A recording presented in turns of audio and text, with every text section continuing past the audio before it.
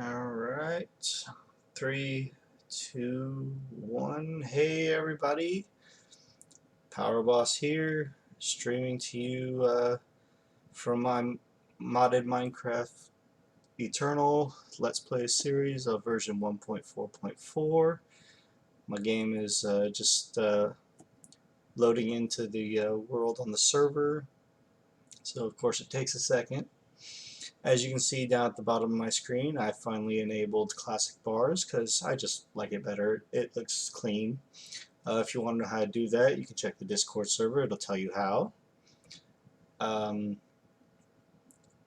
yeah, we're going to attempt to progress in the game quite a bit today. We're going to go over quests, we're going to build up our base a bit, we're going to do some exploring, we're going to hopefully get some stone and iron going. We're going to completely move on.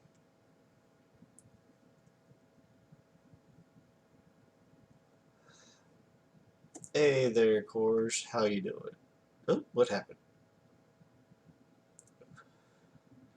Did my server kick me out? I was afraid of this. Gotta love issues and troubles.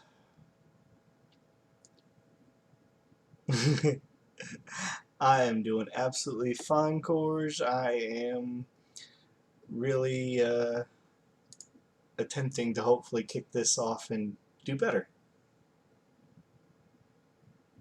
Oh, let's try that again, shall we?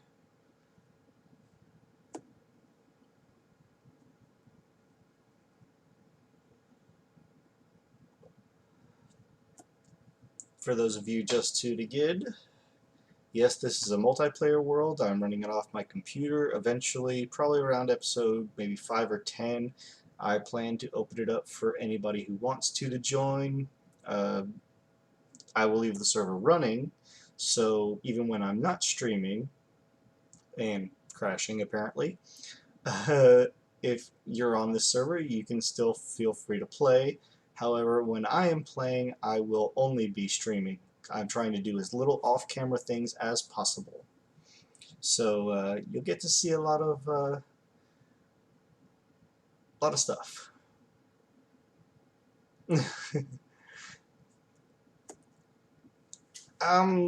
Yeah, apparently, Cores, my RAM isn't what I thought it was because I use dual channel RAM sticks. They're gaming grade, but I don't have as much as I thought I did. But you know, it does work. Very little lag usually. So you know, once it gets going, everything will be fine.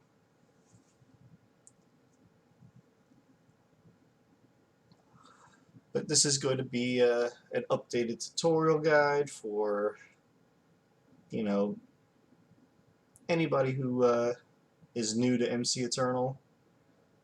So we'll be able to get them off on the right foot, because most of the other streamers that I've seen are doing, you know, 1.3.7 and earlier for Minecraft Eternal. So there's been a lot of changes made, and I want to showcase them. Plus, I want to show off what I've learned, and I want to show different mod interactions that you can do, because let's face it, there is a ton of mods.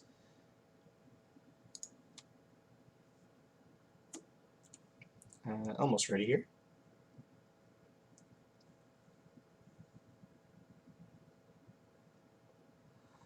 Probably should have waited a little bit before I started streaming. I'll get the timing down one of these days. Alright, now we're loaded in. So of course you're going to get this voice set up, you just cancel out of it. Alright, world is loaded in. So last time when we played, if I open up my journey map,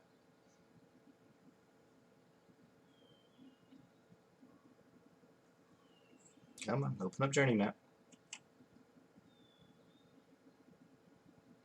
There we go. Close out of that. Okay, we started up around this area. That's the spawn. Traveled around a little bit. Didn't want to build a vampire forest, so we traveled back down this way. Wound up where we are now in a boreal forest. So got nice and lush surroundings. Okay, we got ourselves some quests done. As you can see, I got the task screen over here, the reward collector machine so it can automate. Built a crafting table and a small chest, double chest size. Collected a few things.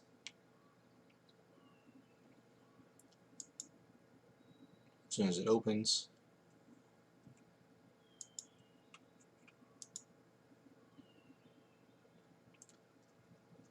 Yeah, sorry for the lag, people. Usually it's a little bit better than this. Okay, there we go. As you can see, we got a couple things collected. You know, we got our quest book, we got our skill book. I didn't really go over the skill book too much, but I plan on doing that today. We got ourselves an extra chest. You know, we even got ourselves a spell book from Electroblob's Wizardry. So we're going to tinker around with that. We found a pet in a tree that was totally unexpected. So we're going to move on. Okay, we built ourselves a nice little perimeter. All of this is in one chunk. And then we built ourselves a door. And right here on the side of our wall, as we were clearing out a little bit more around our base, we got killed by a scarecrow. So let's try this again, shall we? We're going to continue clearing out. Now, some people were asking why I wasn't sprinting, even though, you know, it's one of the easiest things that you can do in the game. And that's because, you know, this early in the game, you don't have food production. What's going on here? That was weird.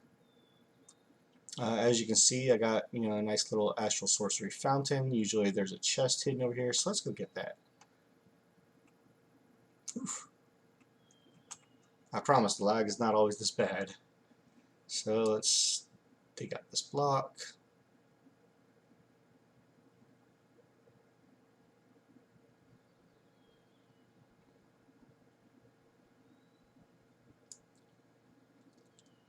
As you can see, there's a chest here. So, hey, we got lucky. We got some iron, constellation paper. That's astral sorcery. And just because we can, we're going to take the chest too. Alright. Come on, collect. Alright. It's getting a little bit smoother as we play, but we'll get better at it. Okay, so let's clear out some more dirt so we have some more resources.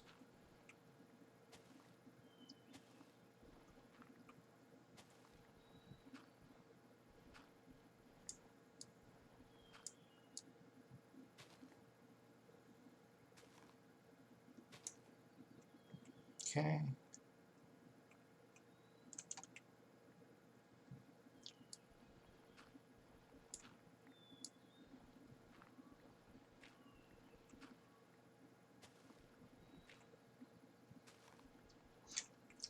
Now the reason why you want to do this, like I said in episode 1, is because, you know, with your walls or your base, you don't want mobs to be able to jump over.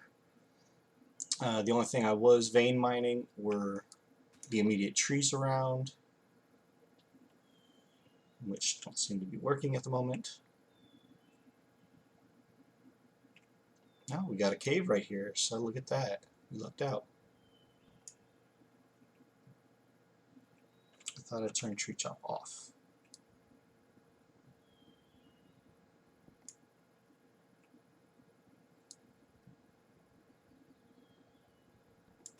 There we go, that's better. So I'm not going to venture down in there yet. Well, we got to get some food.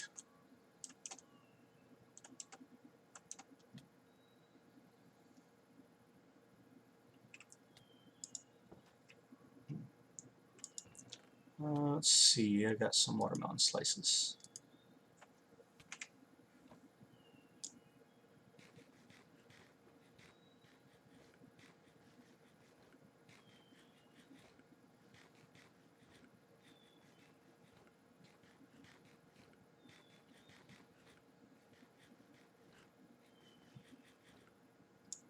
Alright. I put the rest of this back in here. Get rid of that. Can't put those in because we are full on capacity. Now let's see, can we make a crate?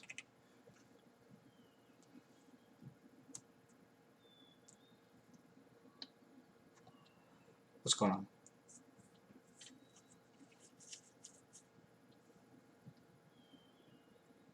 Ah, slow. There we go. So to make a small storage crate,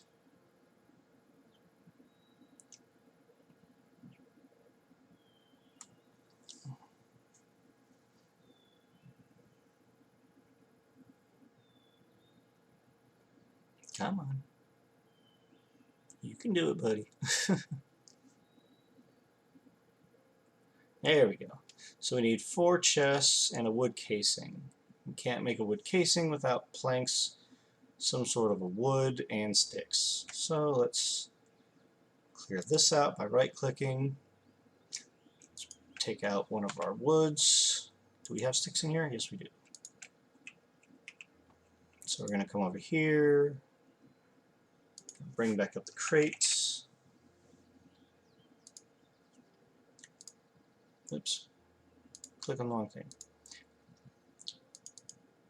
Oh, yeah, that's right. We got to get some of our spruce wood turned into planks first. Okay. Then I'm going to put this in the center. Planks in the corners. And then sticks in all the others. And there's our wood casing. And we're going to do that twice.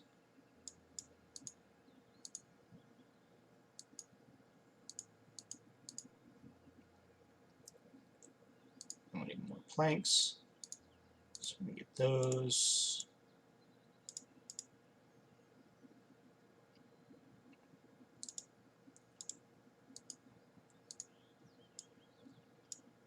Oh, and I have those backwards.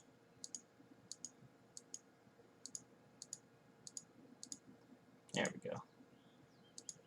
So we got 2 wood casings. Now we just need to make some chests. Let's see if we have any other wood that we can use for the chests. I will disable that, I promise. So we got some oak wood. We have some more planks up here. So let's go ahead and make 2 more chests. Simple vanilla recipe. We're going to get 2.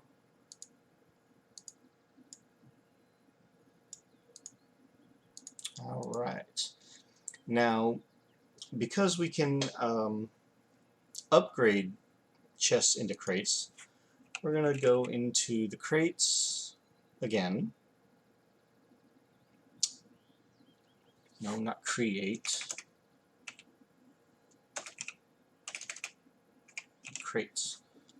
And we're going to make a chest to storage upgrade. For that, it'll take the small storage crate, so we have 2 of them, and we need wood planks. So we're going to create our 2 small storage crates, and we're missing 4 more chests. So we're going to take our oak wood and get some more planks. Let's do that for 8 more. Might need 1 more. I might need a couple more actually. Can we mix and match these?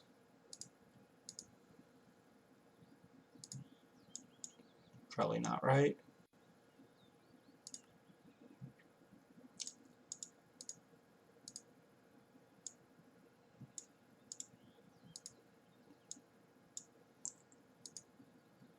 Okay, we got 2 chests. We need 2 more. So let's just use the rest of our oak wood for those. Create 1 more chest.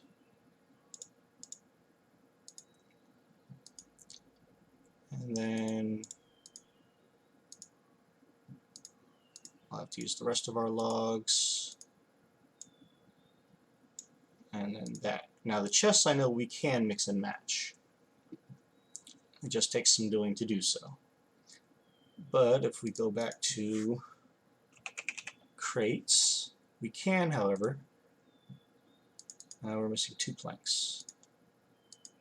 We're missing 2 planks there. Let's see, do we have any other wood here? No. Oh, well, yeah, we got birch. So we can do a lot with birch. Let's put a half a stack in there. Get a bunch. And a couple more sticks.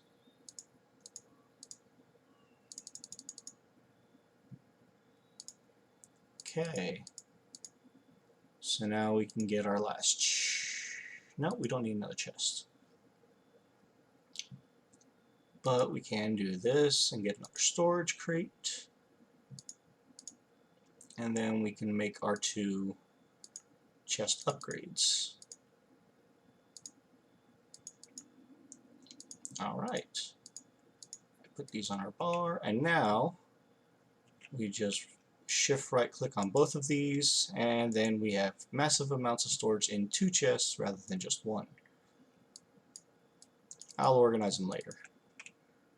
But as you see, it's split evenly between the 2 of them. So that's a good way to get some nice early game storage. But what I am going to do is grab out my dirt, and for the time being,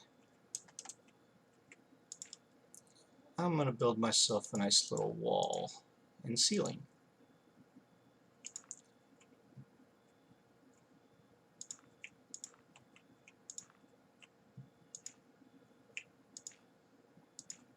I probably won't have enough dirt to do this completely, but we'll get as much as we can.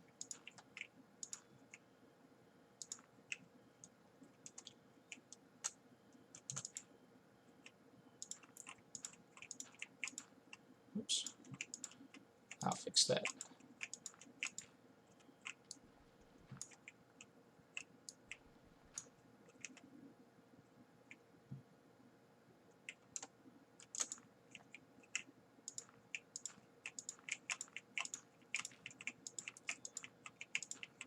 And later on we're going to get things like building gadgets and exchanger gadgets, right? So we're going to do much faster at this later.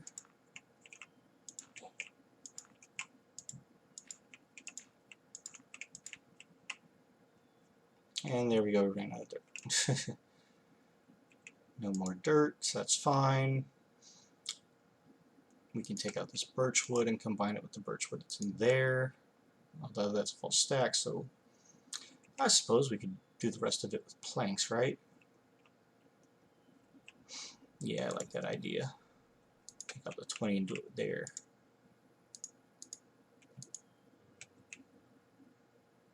Just temporarily, right? We'll get all this back later.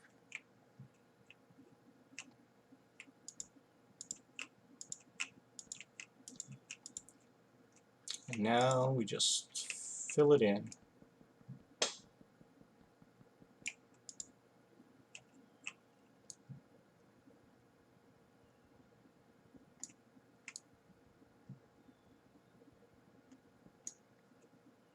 I know, look at me being derpy. Alright. Like I said, this is only temporary, so we're just going to do what we can.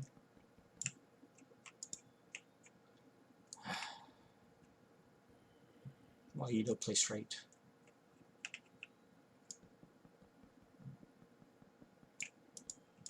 That's better.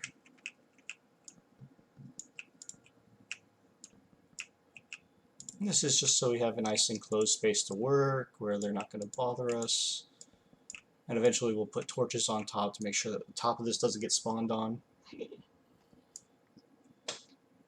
But that'll come probably later. Nope, we ran out. So I'm probably going to have to take probably half a stack of these, do it again.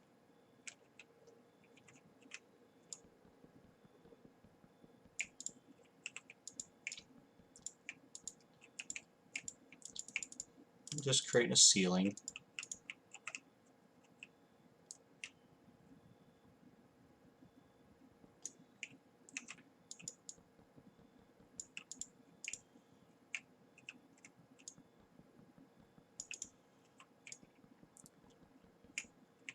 This way, within our base here, we are completely and wholly safe, at least for the time being.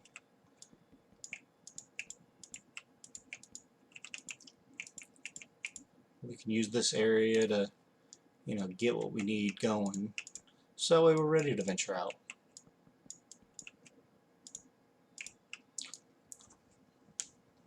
Now, for those of you familiar with vanilla Minecraft, the reason why you only build this 2 blocks high on your first level is because Enderman.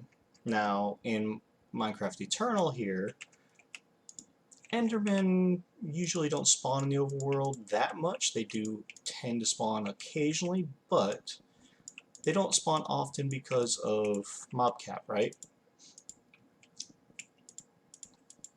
Alright, and we are completely enclosed. So we are good. We are safe. The rest of this wood can go back into the storage. And again, I'll organize this later. We found ourselves a Siamese pet. It gives you random gifts, but we need cooked chicken to do so. So we need to get a chicken farm going at some point. We've got some wheat. We've got some belladonna seeds from bewitchment. We've already eaten the coffee beans. We've got some coffee seeds.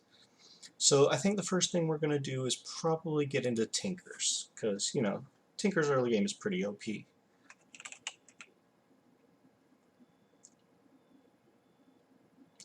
Actually, no. It's going to be T-Con. Okay, so we need the crafting table.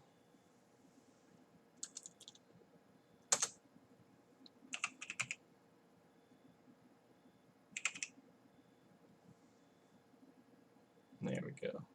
And the crafting station is just literally another crafting table put inside a crafting table. So that's pretty easy, right? So, oops, we're going to grab ourselves one more birch wood. We're going to go into our crafting table here. We're going to use it to get more planks. We're going to create ourselves a crafting table, and then we're going to put the crafting table back in to get the crafting station. Alright, so here's how you get started in Tinkers. Now, you place it down. Looks no different, right? It's got nothing underneath. It's got, the same interface, but you got the little tab up here for Tinkers. Now the difference is, if I were to put in torches, you actually see the torch on the top. It stays in the crafting table. So those familiar with Tinkers are very familiar with that.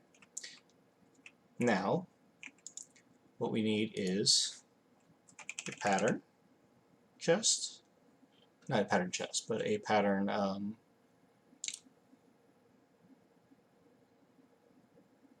pattern table from Tinkers, which, well, pattern chest is 1, but that's just any sort of a crate or chest with some blank patterns. To create the blank patterns, it's just 2 wood, 2 sticks. Okay, so we're going to get ourselves some of those. We're going to get our 2 planks, and 2 sticks are here.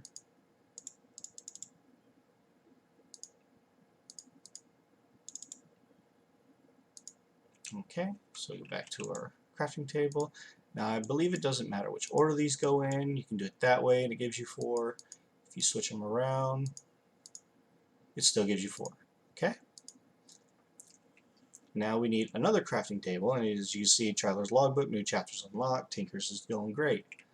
But we're going for the pattern chest, which needs another chest. So I'm going to take one more birch wood. Actually, we're going to need 2.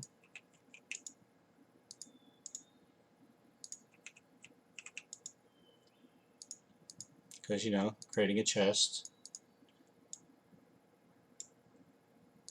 And then you put the chest with a blank pattern over it. Pattern chest. Okay. So then you can take your pattern chest, slap it down next to your Tinkers, and there you go. You can access the pattern chest immediately. So how do you create patterns? Okay, so if we do back to Tinker's Constructs, and you want to make them, you need Where is it?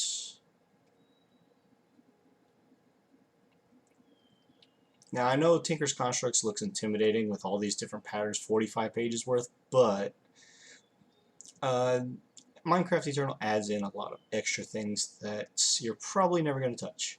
So we got the crafting station, we need the stencil table next. Stencil table is a plank with a pattern. So we have our pattern, and we have our lonely plank over here.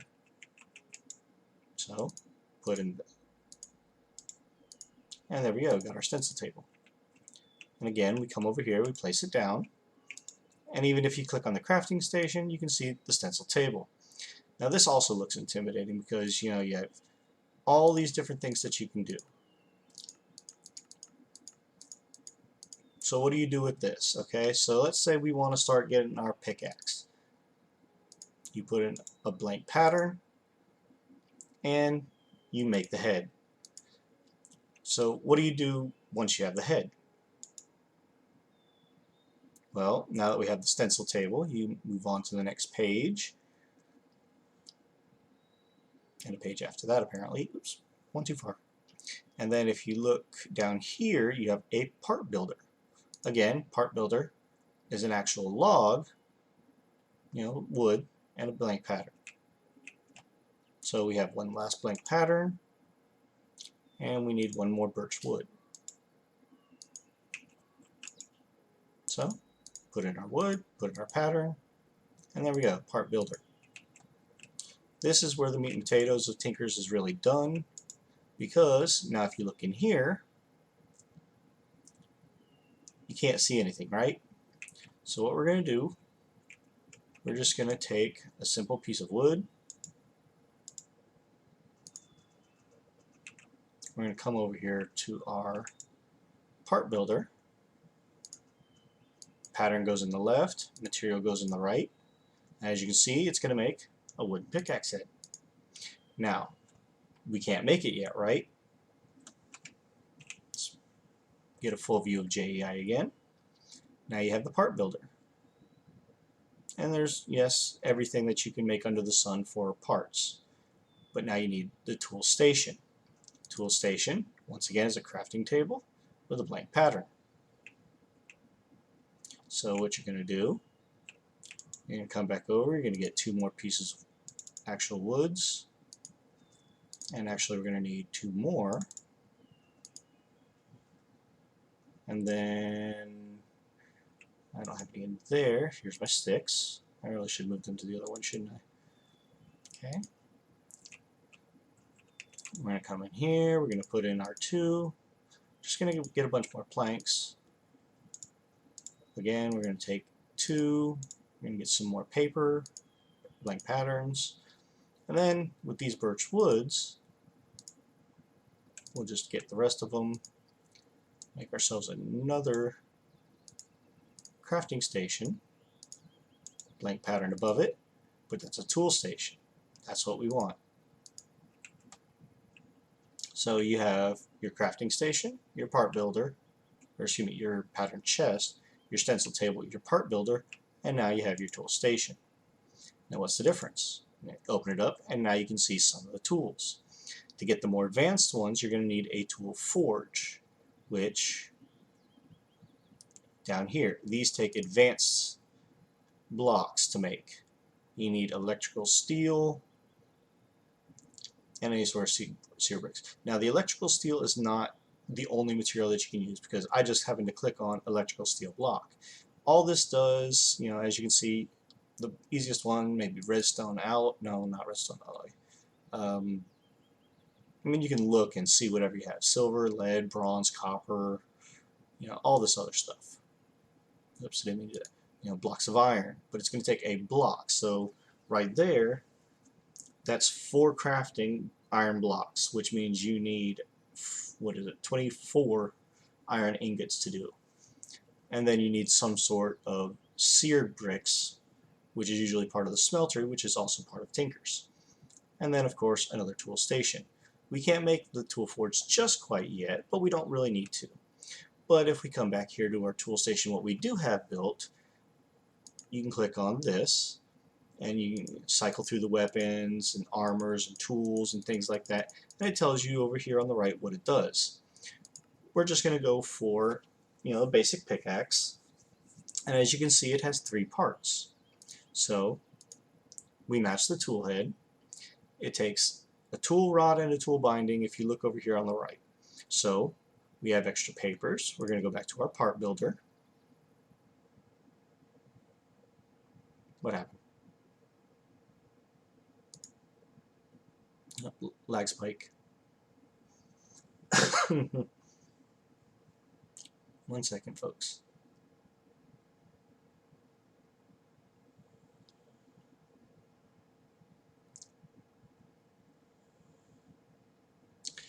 Basically, we're going to take this piece out. We're going to take the paper and put it into our stencil table, and we're going to create the tool binding and the tool rod handle, and we're going to make ourselves a pure wood pickaxe. Simple as that. We're going to also do it with an axe and what else can we do it with? A shovel. Now the great thing about tinkers is they don't break. When they lose durability, they just stop working. So, that's a good thing. So you don't have to constantly use up your resources to craft them. You just have to use your resources to repair them. And they level up, which is great. You're not going to use tinkers for oh so long, but at the same time, it saves you a little bit of resources here and there. Turning wood into sticks and planks, and then, crafting it that way. But it's a little bit of a resource saver. Not much, but a little. Now, if you notice here, I know my screen is frozen for the moment, but if you look on the right side, there's 2 little wooden shards. I used wood, but the pattern for the pickaxe head with wood, it calls for, 0.5 to craft, which means you're going to get 2 shards back, because 4 is equal to 1. Once my game unfreezes, I can be able to show you that in the JEI,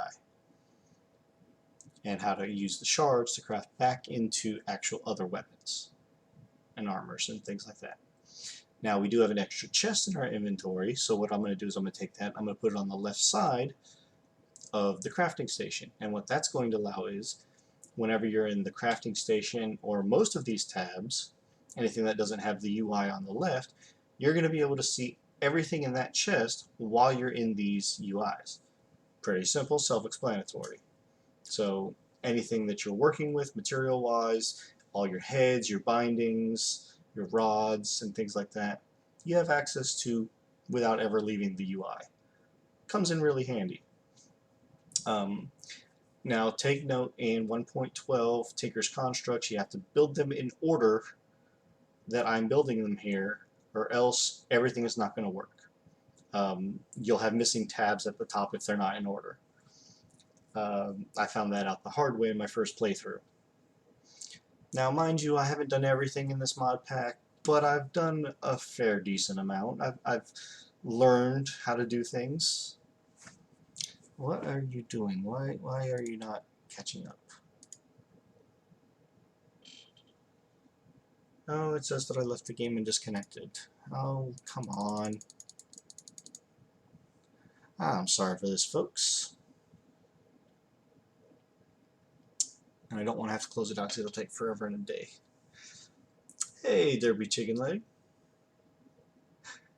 Hey, no problem, Corge. After I finish up here, not only will you be able to still watch it, you'll be able to catch it over on YouTube. So, by all means, whatever you miss, you'll be able to catch up later. And hello, Derpy Chicken Leg. How are you doing tonight?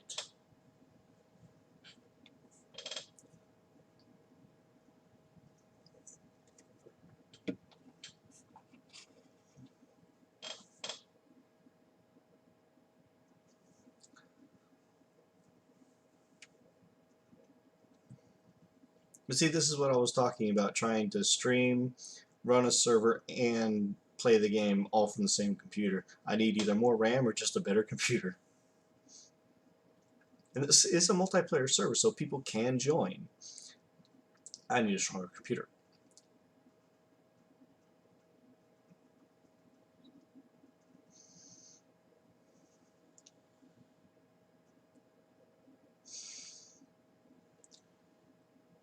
Now, I started this about a quarter after 3 my time, and I'm attempting to do this for 2 to 4 hours, so we got a long way to go, and I'm getting ball rolling as best as I can. Oh, come on.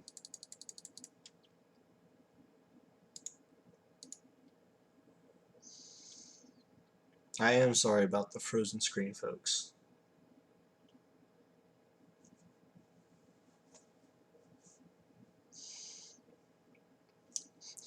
But after I get a little bit going, nice.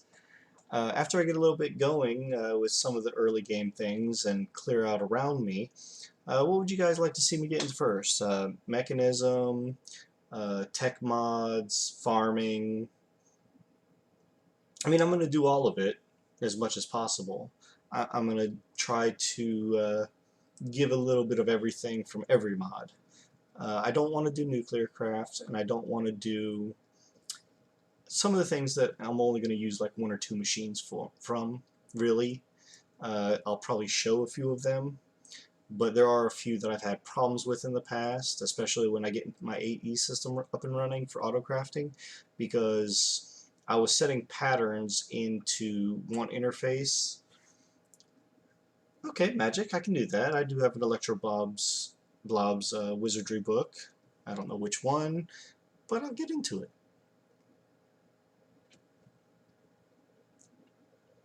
I do plan on doing astral sorcery, so you know that's a thing we can get into. I have a little experience there.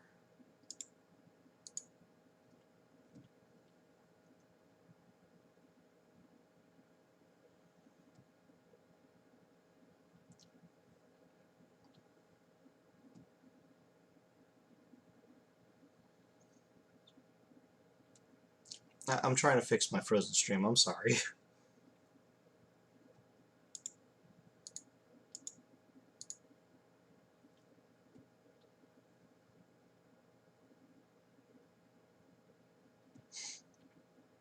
That's okay, I know a little bit from watching other people. So we'll definitely get into a bit of it. Astral Sorcery is, you know, a favorite of mine. It's a little hard to get into, but once you get it, it's really not that bad. In all honesty, the hardest part is looking through the telescope to find the constellations and draw out the constellations, because you got to know which one it is, right?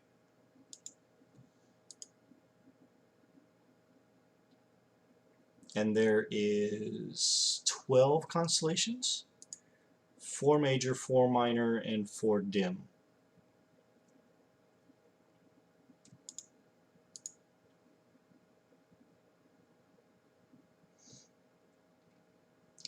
But when I get to that part of the stream, I will certainly let you know, and I will explain it all as I go.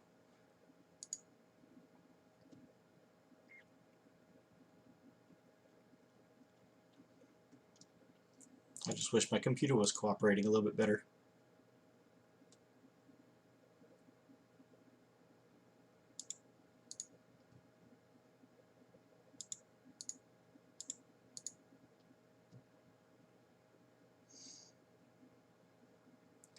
I wonder if closing my Discord might help some.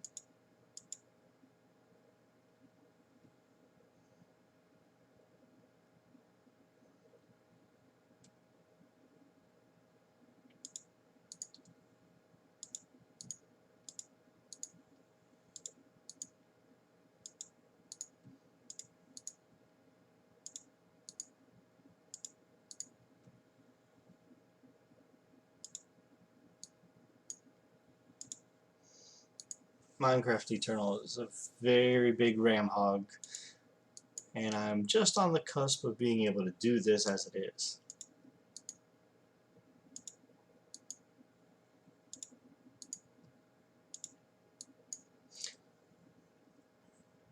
But yeah, definitely magic mods are some of the early game that we can get into and do some of that. I like me some Electro Bobs and Astral Sorcery. I'm not too familiar with Britannia, but I do know how to get started. Uh, Creating the Elven Trader at that point is usually where I fall off. So it's pretty early in the mod, but you know, we can learn it together. We can work through it, right?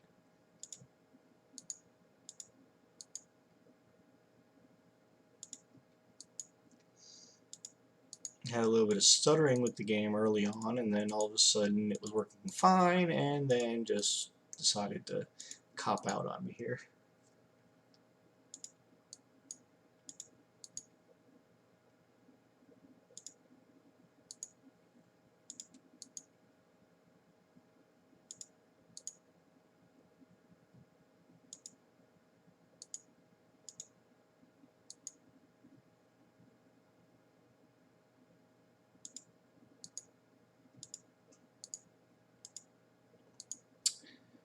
I have a feeling that I'm going to have to stop and restart this, aren't I?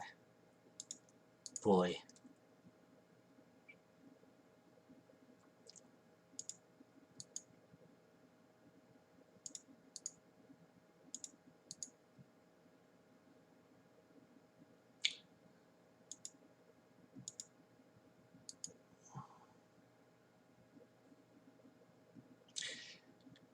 Yeah, it's unfortunately the problem with this pack. It doesn't want to kick you out. My server says it's still running though, so at least people could still play.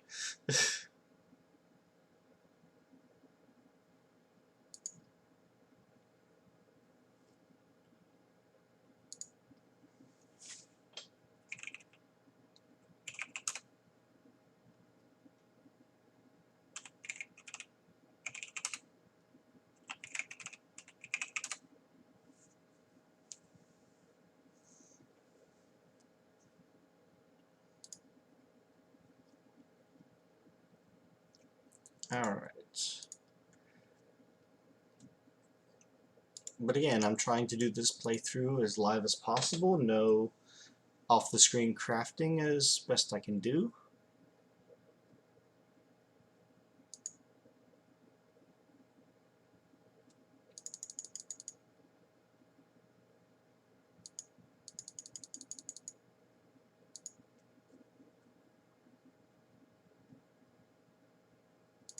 Oh, yep, there it goes. So, I'm sorry for the black screen, folks. I will hopefully not be too long to get back into the game. So what other ideas other than magic mods would you like to see? I plan to do 5x or processing. I plan to do AE. I plan to do simple storage networks. All of the things, you know. The only one that I'm not going to do per se is mine colonies. I love the mod, and those who want to do it can. But at the same time, I'm personally not going to do it because I'm trying to keep this all within one chunk worth.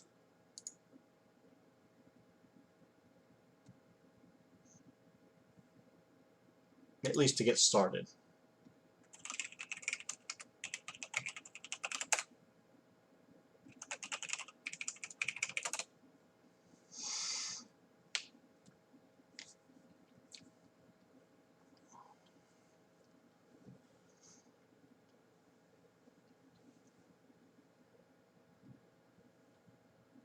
Sure, we can take a look at all of it together. I got as far as going to space. I've done the nether, I've done the beneath, I've done the between lands. So, you know, if you have any questions, feel free to ask.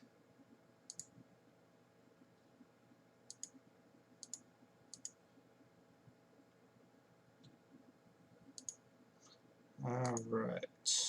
Relaunching the game, and hopefully it won't take too long to get in.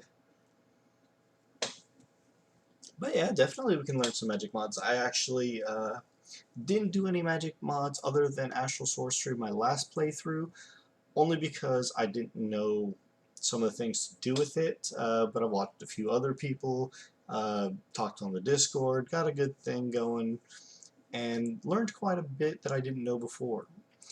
For instance, any attack spell that you can do is a great way to kill the little floating souls that get left behind sometimes.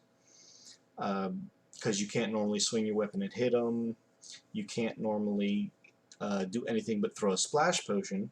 So Electro Blobs gets around that by being able to hit them to collect ectoplasm, which you can use a Spectral Key for later. You can actually buy a Spectral Key in the shop, so keep that in mind.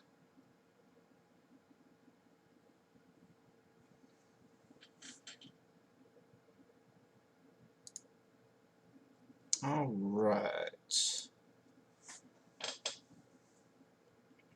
Let's hope this doesn't take too long to load in.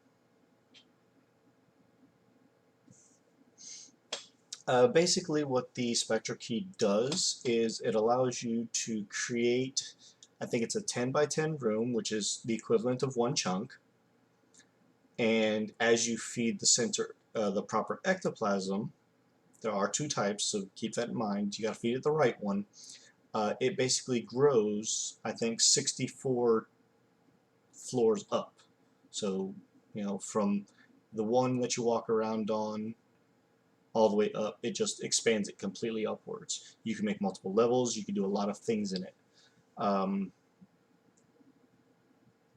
Comes in quite handy.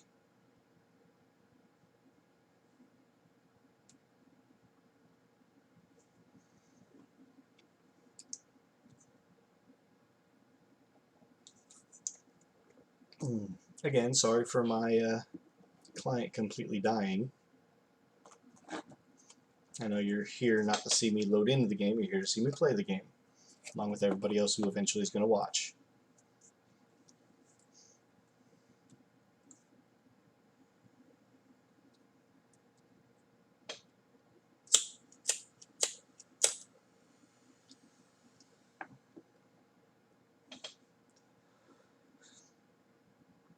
But usually my game only takes about 10 minutes to load in, so it won't be that long. It just took me a while to get it to be able to reload. Now I will say it's easy to create 4x processing fairly early, fairly easy. It's creating from 4x to 5x when you have to have like 3+ other machines to get things going. We're going to set up autocrafts, we're going to set up things for, you know, getting our AE system really, really good. We're going to use an exchanger gadget, we're going to use a building gadget, we're going to, you know, do all the things.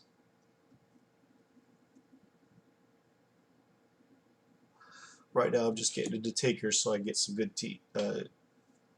tools. Yes, with mechanism, 5x ore processing. It's the only one that does it. You can get 2x with most different mods, and 1 or 2 of them can get 3x, but mechanism is the only one that you can get 4 and 5x.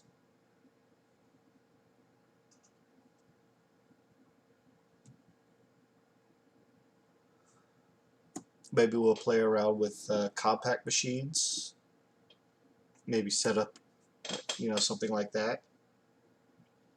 Resistant heater with an evaporation tower inside.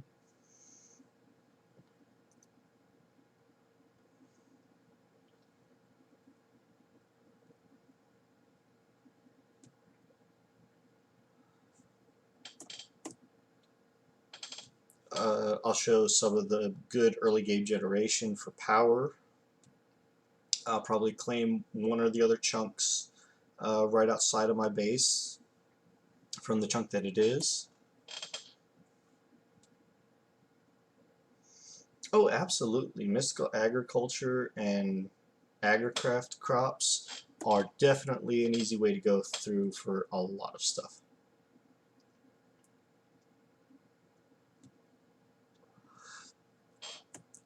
There are numerous ways to get power. A lot of them, some dangerous than others like nuclear craft, but I'm going to show you some of the easiest and simplest ways to set up a lot of stuff.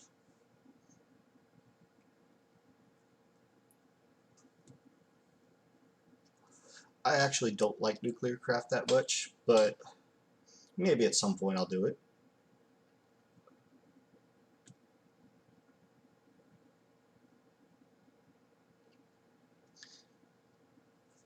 The simplest way to get set up is get a tree, preferably a spruce tree. All you need is one. A couple of fluid ducts, a couple of flux ducts, and some item ducts. That's it. You get a steam dynamo, a fabricator still, I think it's called, fabrication still, and then a compression dynamo. And that will generate pretty good power for you early game. And infinite, it fills itself.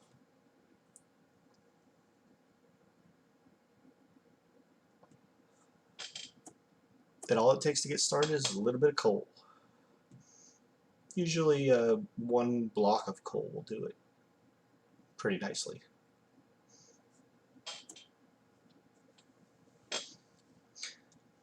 And you also need arboreal extractors.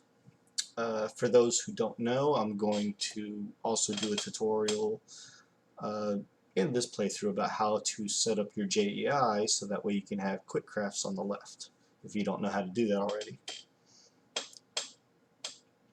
It actually tells you in the menu in your player on how to do it. Most people just don't know, so they're constantly searching through JEI. I am going to turn off the inventory dim. I don't like that. Yep, the A key, that's right. And if you mouse over it on the left side and press the A key again, it takes it away.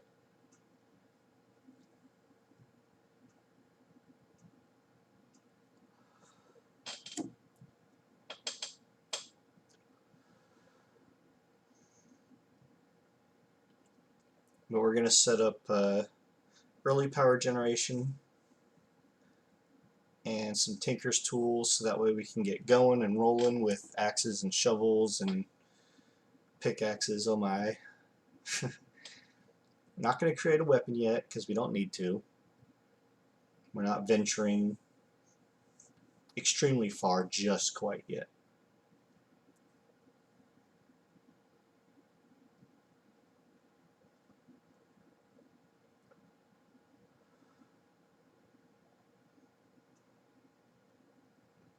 Not even the smeltery. I mean, I like to have the smeltery, especially to get the blast furnace, so that way you can create easy steel production early on. But once you get auto crafting going with AE, it becomes a lot easier because then you have all the things that you need pretty easily and readily available.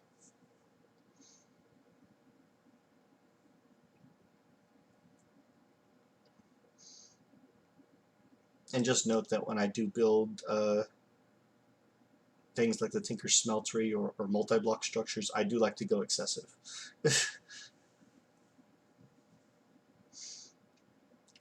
I mean, even with Tinkers, there's a vanilla way to use 3 sources of lava and 3 sources of water, and you can create yourself basically an infinite cobble generator.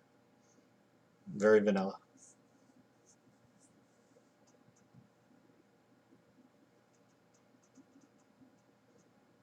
Which I might do at some point if I don't get the cobblestone generator going. But first thing I want to do is get myself an early game food source, and for that, after we get ourselves loaded back in here, we're going to create our tools and we're going to find ourselves a cow. We need to create an anvil and a bottle.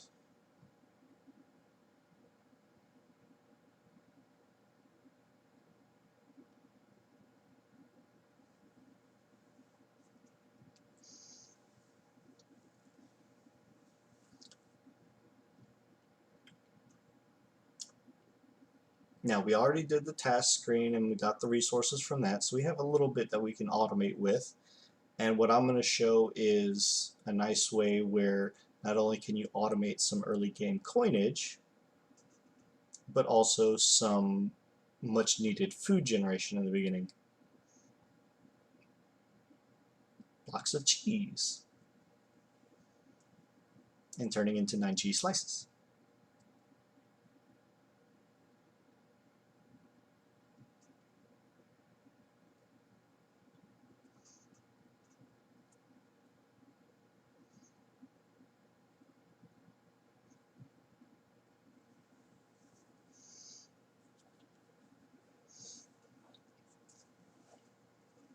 But once we get some agricraft and mystical agriculture going for at least some of the basic resources like coal, it's not that hard to get, right?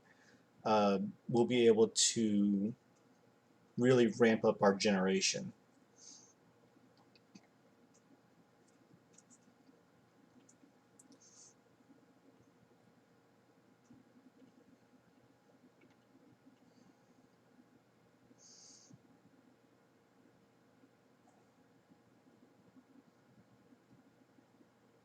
I'm going to do all the things.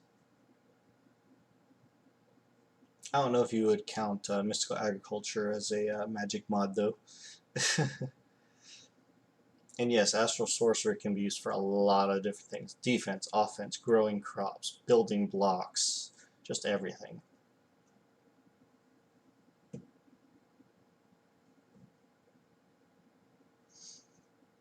I don't even know how I got like a plus 15 block reach in my other game, and I don't even know how I did it.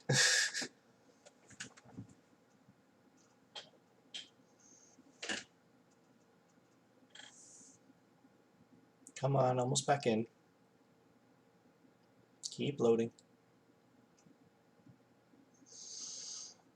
Chugging along, chugging along.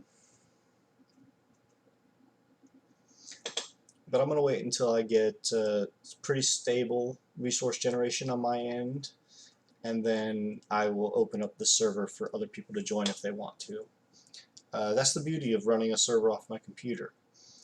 I do have a second computer. It's in the shop right now, and I do eventually plan on bare bones hooking that up so that it can constantly keep the server running, period.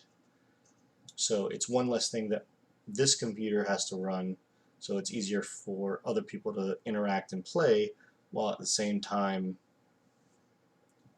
I can have the server constantly running for everybody else, and there's not going to be as much lag. And hopefully this problem won't happen again, or at least at that point.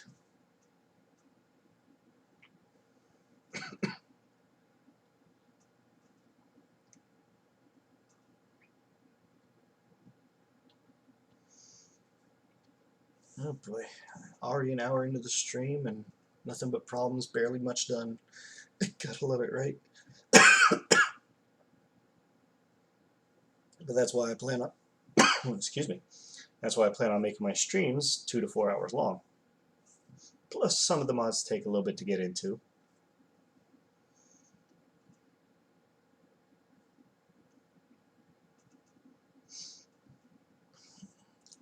But when it comes to the mechanism machines, unlike 116, they are very sightedness in this mod, in this version of the mod. So not everything can be configured for just whatever you want. You actually have to choose which side inputs and outputs in what direction. But I'm going to show the tips and tricks generation for gas setup to make ethylene, which can hold up to 10 to 12 gas generators running. So that's nice. That's great power generation. I'll get into that. I'm going to do the arboreal extractors first thing with spruce trees. Usually 1 to 2, but 1 for starters. 1 compression dynamo, 1 steam dynamo, and 1 aqueous accumulator. Like I said, just all connected.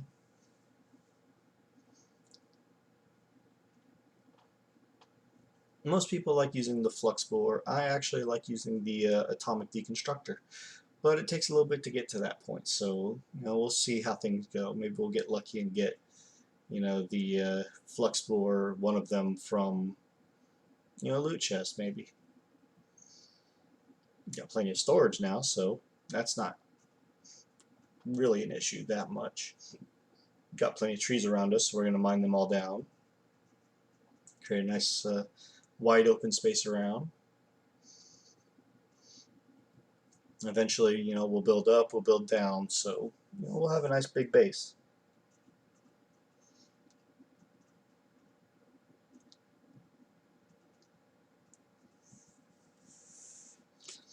Something that I learned, what you probably want to do also, is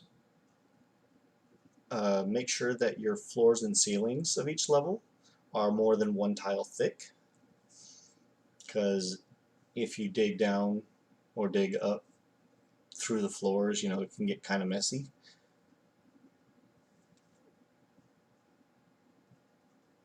So that's a little pro tip there, especially when you're trying to add in power cables or conduits and things like that in each direction.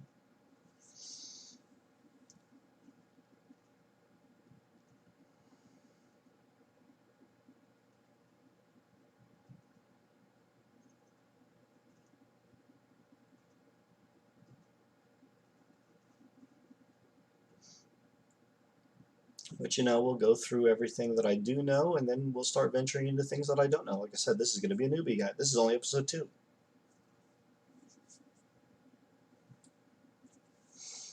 I know, I'm just rambling while I'm waiting for this to load in. I'm sorry.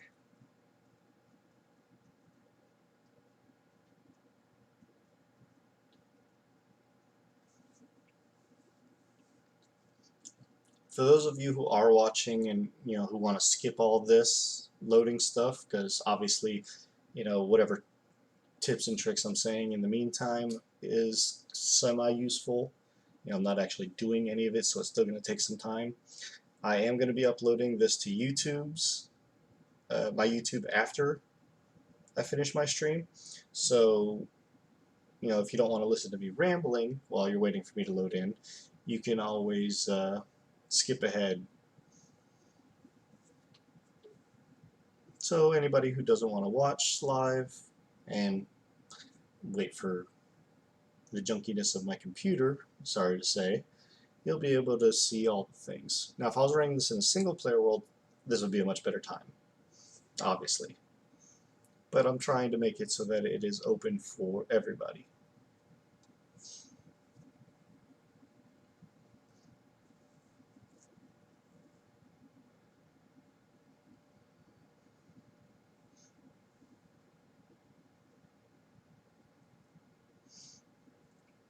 Alright, are we finally ready to load in?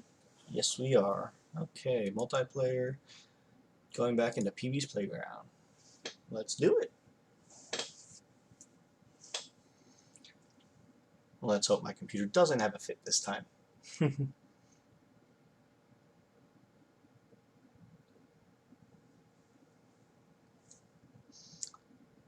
But yeah, as per request, Derpy, I will get Tinkers going, because it's nice to do early on. And then I will jump right into some of the magic mods. First Electro Blobs, because I already have a book for it. That's not really hard to make a wand. It's part of quests, you get some rewards. We'll eventually get into Astral Sorcery, we can do Botania a little bit, and we'll do all the things.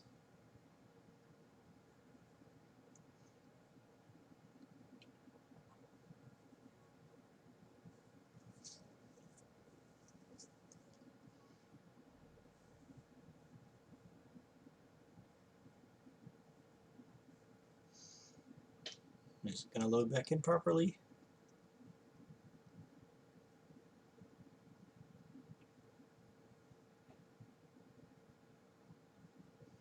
It should. It's got a fresh start. I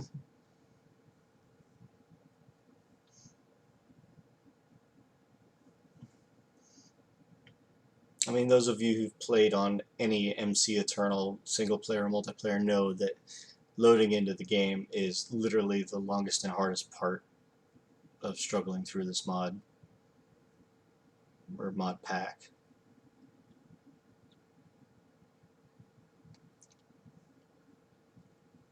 Okay, getting things going again. Let's continue where we left off, shall we? Come on, load in.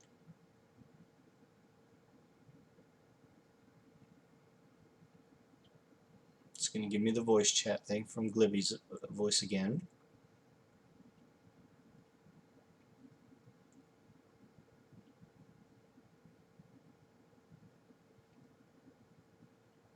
But we need to get some automated food production going on, so that's why I'm doing what I'm doing as early as I can. Okay, there's the voice. Let's make sure that my chunk is claimed.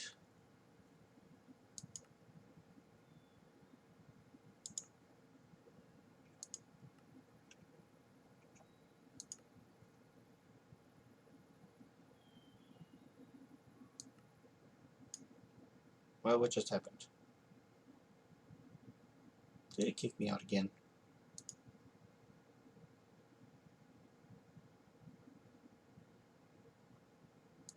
It did, didn't it?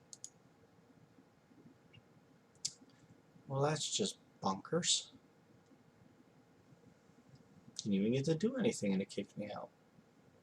I hate when that happens. It's always the first login every time I load up the game, I swear.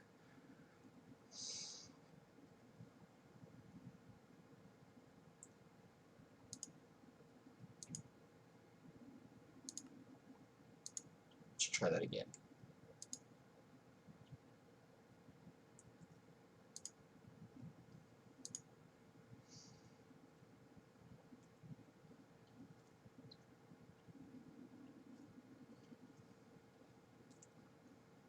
Still hanging in there, Derby Chicken?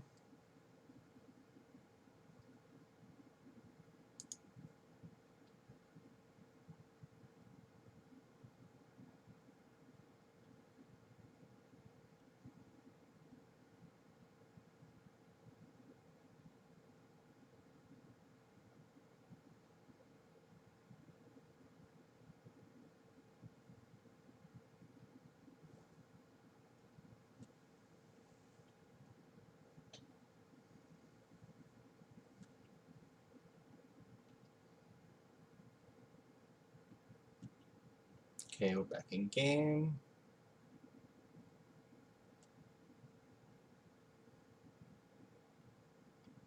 Now, for those of you who don't know, that grid power that it showed comes into play with not base power.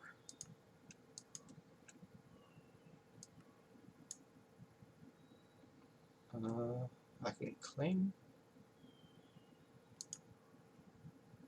I want chunk load.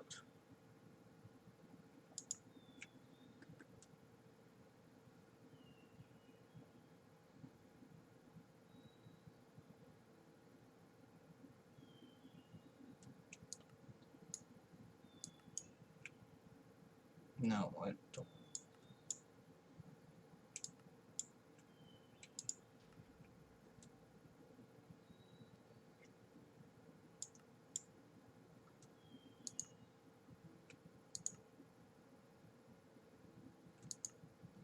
There we go. Now we're chunk loaded. Okay.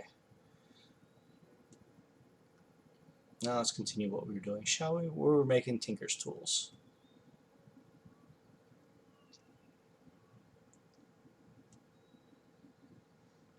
Okay, so as before, we're making the pickaxe. So we need a tool rod and a binding. So we go to the part builder, we take out this part, we can take out the wood shards. Put in a whole bunch of blank paper. Can we use regular wood? No. Wait, we don't put it there, do we? We gotta go to the stencil table and do it first. So we need the tool rod. Nope, that's sword blade. Tool. That's not it either. It's arrows. there we go, tool rod. And we need the smaller tool binding. Now we go to the part builder. And there we go, we got our wooden binding and our tool rod. Okay. We can stick both of these into there. And our part builder, no, tool station. And there we go, wooden pickaxe. Okay, next we want to make a shovel the same.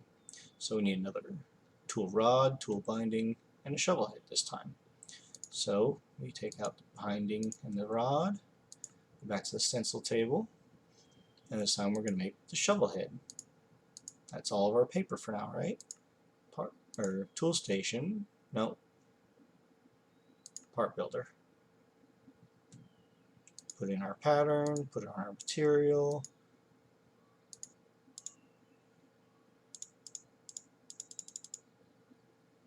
Takes 4 wood.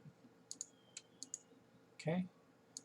Then we need to put back in our tool rods and our binding pattern.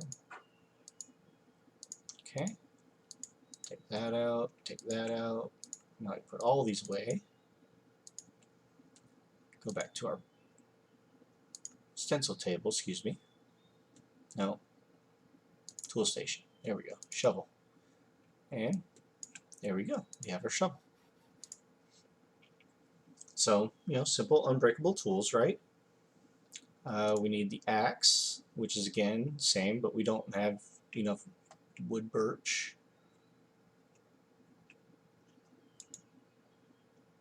So let's get ourselves, let's go with 4 of them. Just turn those into planks. And we can continue doing the things, right? Oh wait, we need to also turn a couple of these into some sticks. And then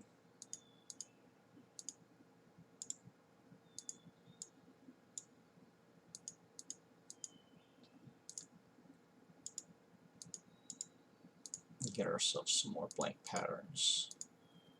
And we're eventually going to get all the things, right? So create a few extra, no problem. So for the axe, again, we're going to need the tool binding, same tool rod, and this time an axe head. So go back to the stencil table, put it in there. So let's get our axe head. And as you can see, we got the pattern chest over here. So we can take out our tool rod and our pattern. Go to the part builder, we put in each of them, and we put in the material. There's our axe head, binding, and rod. Take that back out, take this back out, and then pattern chest, put these all away. Part builder, nope, not part builder, tool station, right? And then we put these 3 pieces in. There we go. So now we have ourselves the basic tools. We're not going to make the sword, not yet. We could, but we don't need to. Okay. And then, like I said, we're going to go and get that extra chest that we have, wherever it is. Do we not have it anymore? I must have taken it out. Okay, so let's just make another one.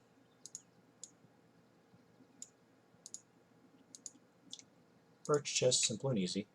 We're just going to plop it right down here next to it. And then as you see, chest appears on the left. So we're going to put these wooden shards in there, and that'll be handy. Okay, now we can go back and put away all of our stuff, and we can come back to that later. Now the book that I have is a novice level, so that's going to be the first thing that we're going to get into when we get into it, so that'll come in handy later. Do we have spruce tree sapling? No, does not look like we do. Not even here. Now we do got some sweet berries, we're going to eat those because you know eating is good. Haven't eaten a canola seed. Ah, we do have a spruce sapling, so that's good. So we can get that going when we get there. Okay. Now something I didn't go over in my first playthrough, skills. So you have all these different things that you can do.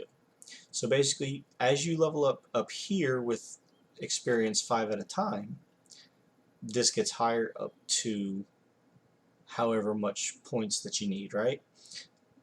When it says to hold shift, it says farming 16, which means you need to put 15 levels here. But we'll do that later. But that's just one of them. The other one is this. Now, I'm not going to choose anything now.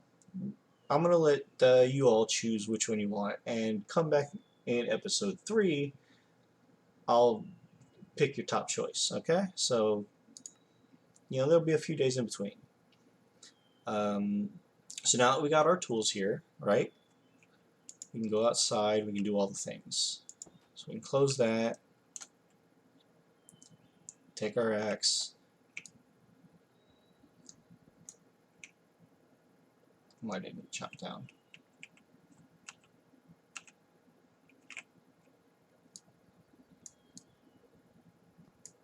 There it goes.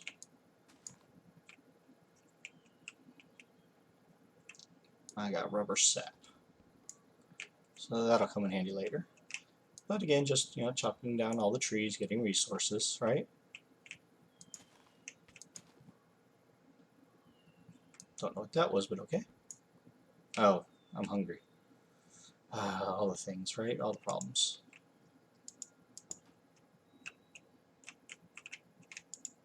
This is why we need to get food automation going.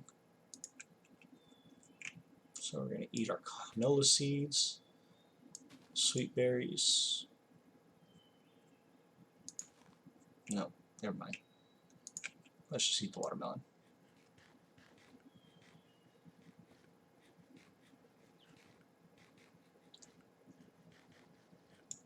Okay. And we can put these away. Again, I'll organize this all later.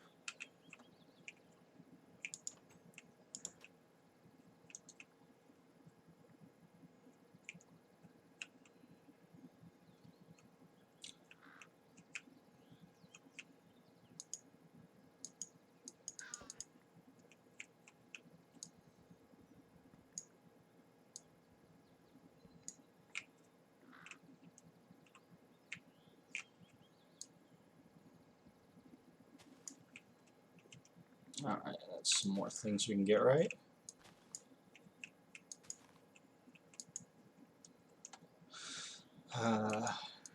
Now it is good to get as many of these flowers as you can until you can get, you know, into mystical agriculture a little bit and agricraft. They'll get good things for you, right?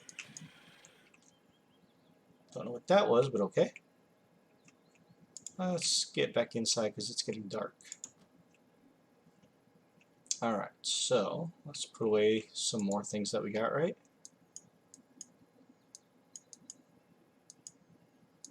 We've got a rubber sapling, and we've got 2 berries, so we'll keep one out to eat it, right? And then we've already eaten a plum, but we can go ahead and eat this. Because, you know, Pam's Harvest Craft is a thing, right? What else do we have to eat? Not very much at this point, really.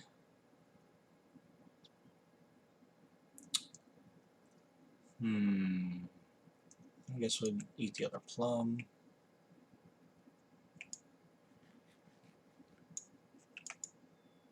We got 2 plums here we can eat, another berry.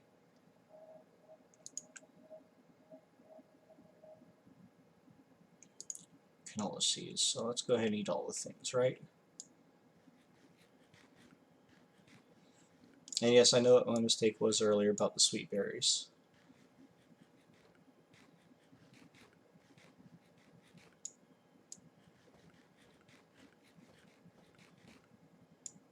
Okay, so that's good. We can get our stuff back. Let me put that away. Now we're going to need to take out the iron ingots. Let's get ourselves some shears. Okay, we're going to eventually need a bucket, so we can do all the things for that right now. Just stick that away. Put our iron away. What else can we do? So as I was saying before, and let me turn off in the config.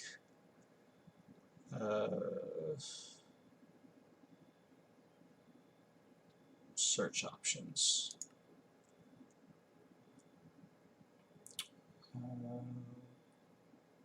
Can do or dictionary enabled. Acquire the prefix for the mod name.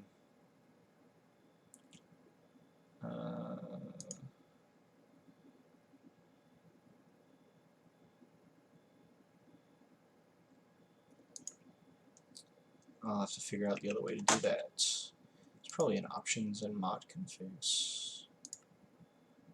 Mod options, here we go. So we want JEI.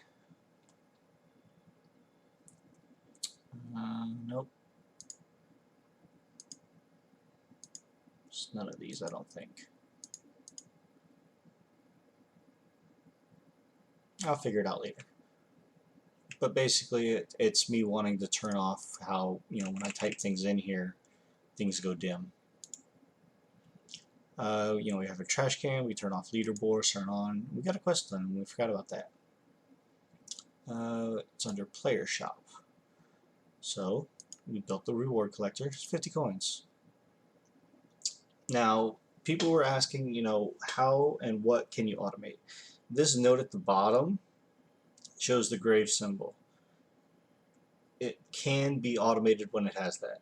I was going to show that, showcase that last time, but I wasn't able to. Now, if you look, the redstone, of course, says unlocked after completing the exploration chapter. Yes, but the main thing is this does not have the little grave symbol, right? But if we go to the redstone, it doesn't have it there. Then block of redstone, it does have it. So you have to have blocks of redstone in order to automate it. So basically these two whole top rows can't be automated. Even blocks of manulin can be. But each one of them also requires, you do certain things before it's able to be automated, right?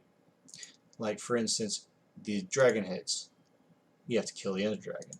Same thing with the nether stars after completing the introduction chapter, right? You can automate pretty much all the foods, but this is what we're going to go for right here. 32 blocks of cheese, right? Now, if you look, cheese slices for 16, which is literally 2 blocks of cheese, right? Get 3 coins. And it's a team reward, so if one person on your team is doing it, everybody on your team gets it. And you can spend your coins individually, right? But 16 blocks for 3 coins doesn't seem like much, right? But if you go to the 32 blocks, it gives you 10 coins instead. That's not a lot for a little bit of a reward, but we're going to fix that, right? So what we're going to do first is search up in JEI, curdling station, right? Okay.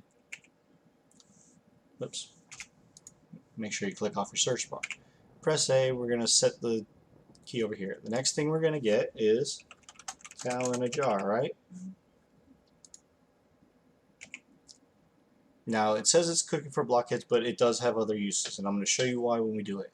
But if we look to get this, this is all it gives you as a tooltip.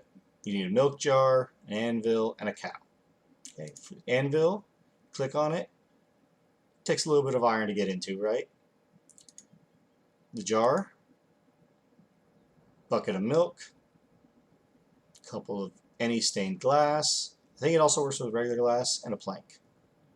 So you're going to have to find probably 2 cows to do this with, right?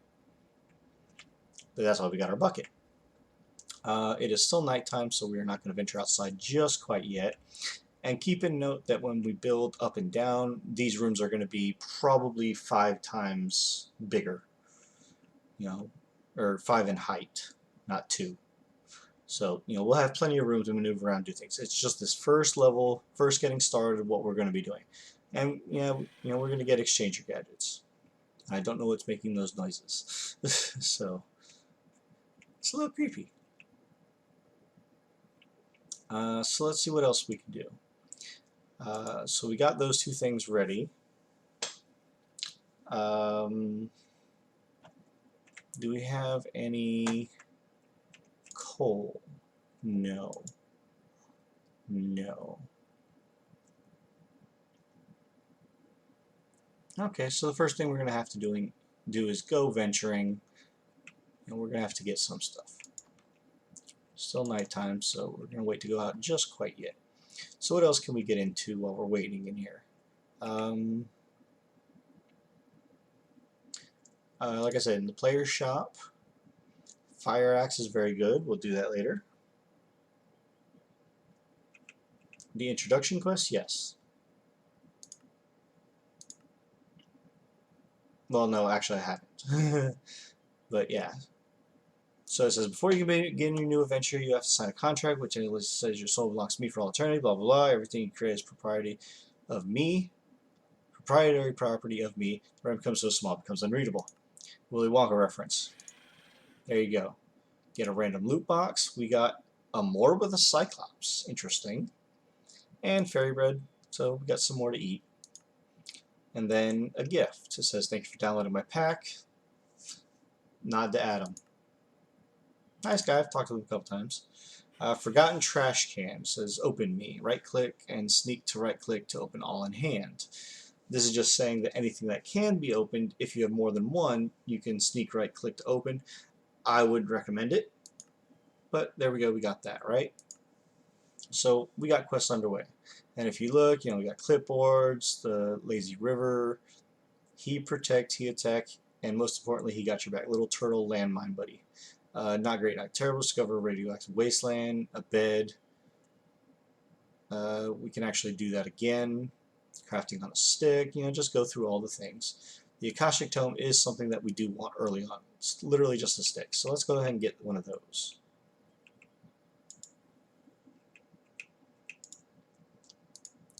Okay, so we're going to grab a stick. Thank you for reminding me, by the way, Derpy. So, Akashic Tome. And we got a quest, yay. Go in, claim rewards. Okay. We got a drum. And a scroll of ant swarm. Don't look at a block while clicking. Now it says we need a diamond. We actually have one. Probably wants a fresh diamond, doesn't it? Let's put that morb away. We don't need the drum. We can destroy it later. We don't need a scroll. So let's open this and see what we get. Hey, look at that. We got leather pants, leather tunic, some intestines, some kung pao chicken, rent-a-rat, and a rat burger. So let's just go ahead and throw the armor on, because why not? Everything but a helm. We'll put one of these on our bar. Got some cheese. We put one of those on our bar. And rent-a-rat.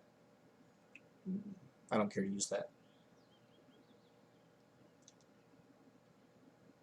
Come on. There we go. So we're going to put away all the things that we're not going to need or use. Keep one kung pao chicken on us. Put away those, put away the rest of the cheese, and put away the rent-a-rat. Okay, so let's go ahead and eat some of these things. Because again, Pam's is a thing.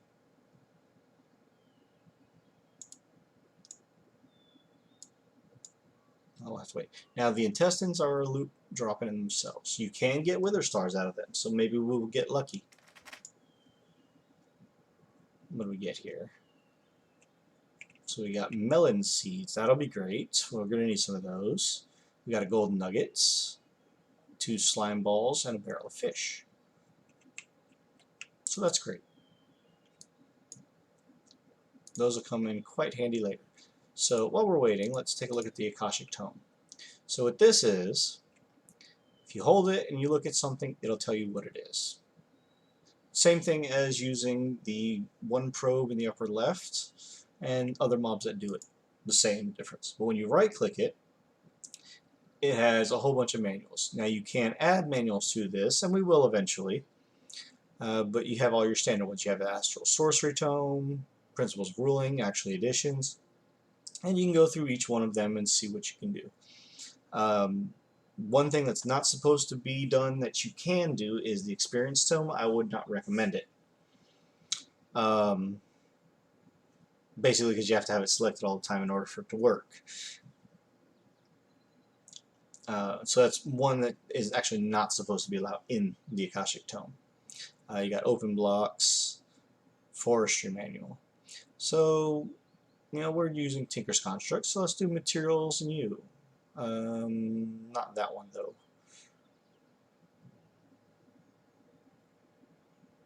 There we go, that one. So we've been working on this one. As you can see, it's the classic Tinker's mod, shows you all the things. You can read through it at your will. We'll get into that later, if we need to. To get off of it, you shift right click, or shift left click in the air, or maybe just left click in the air, and then you can choose another book. Yeah, just regular left click, and it changes back. So for now, we're just going to put this book away. It is daytime, so let's go back out and keep venturing around. I don't know what's making that noise, and it's making me nervous. So we're going to continue cutting around the trees immediately around our base.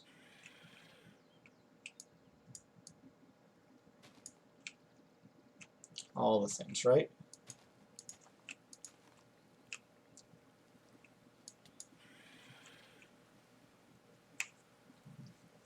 Alright, so now we have a broken axe. We need to get it repaired. So for that, I believe we can use the shards for it. So we can take out the wood shards, go back into your tool station, you put your broken tool into it. Yes. Now it doesn't repair it to full, because it's only a shard, right? But it saves you on resources. So we're going to put away the rest of the stuff. Yeah, all of it. And the birch wood down there, melon seeds down there. So we're going to try and find ourselves a sheep, because we need a bed, right?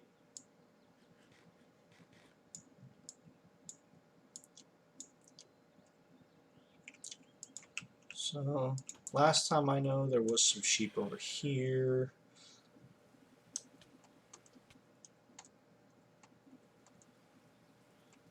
Let's see if we can find one again.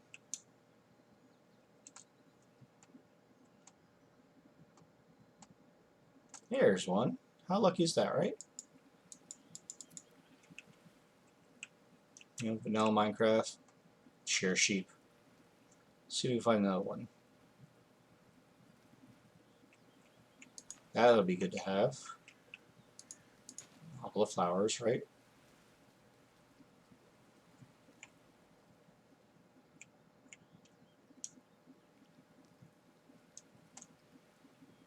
Now do take note I'm not venturing too far away from my base because, I don't want to get lost. Oh, look at this, some cobwebs.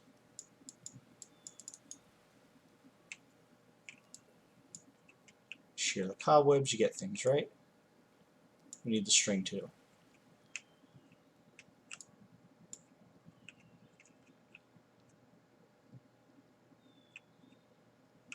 So we got a lot of good early game resources right around us. Where'd that one sheep go, huh?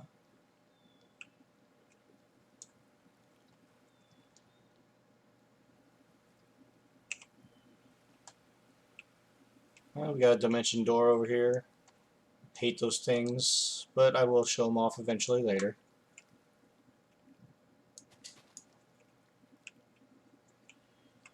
Where'd the sheep go?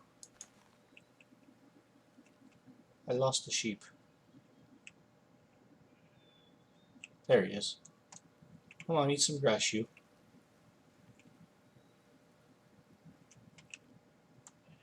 I need one more wool.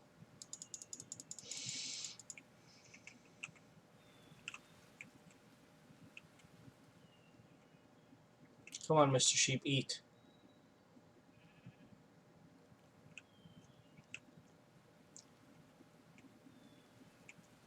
Now, that's a little interesting concept. See these little tombstones and headstone markers over there?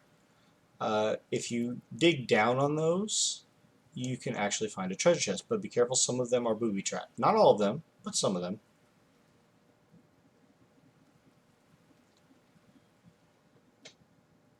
Alright, so let's go back over here to our base.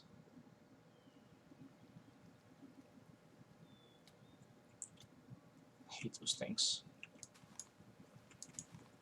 Note if you use any tool other than your hand, they don't hurt you. Okay, so we got our stuff. Time to do the thing. Let's get that /set home back.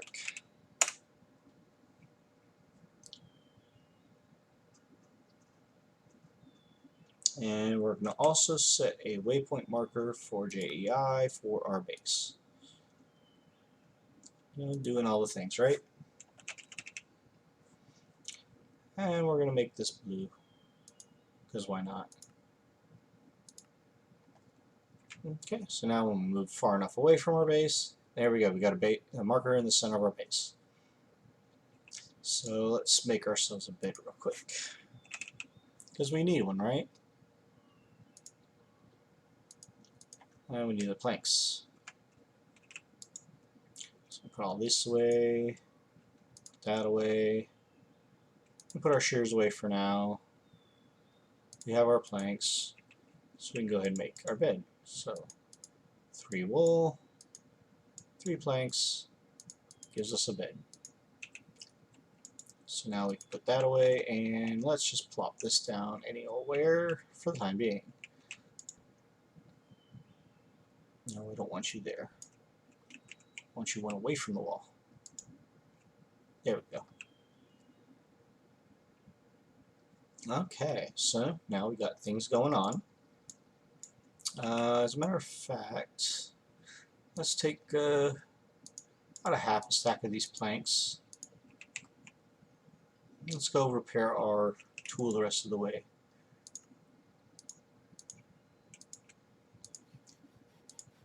And we'll just leave those in the chest over here for repairing. Okay. So now we can come out and do all the things, keep going, and we can move on forward, right? So let's start gathering our resources. Alright.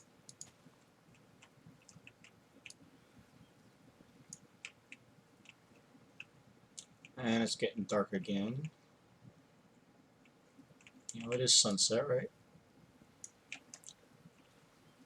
Now what I am going to do for the time being, excuse me, is I've got tiny torches that I got from a crusty reward already, so I'm going to grab those out, which are in this one somewhere.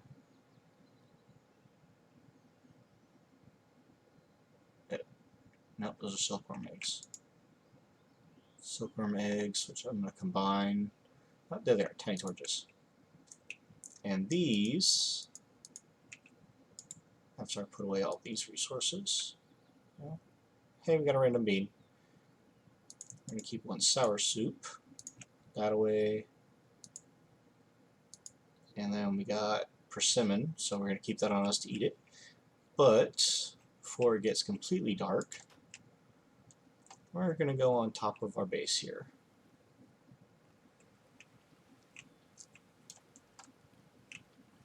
We're just going to put some of these tiny torches down.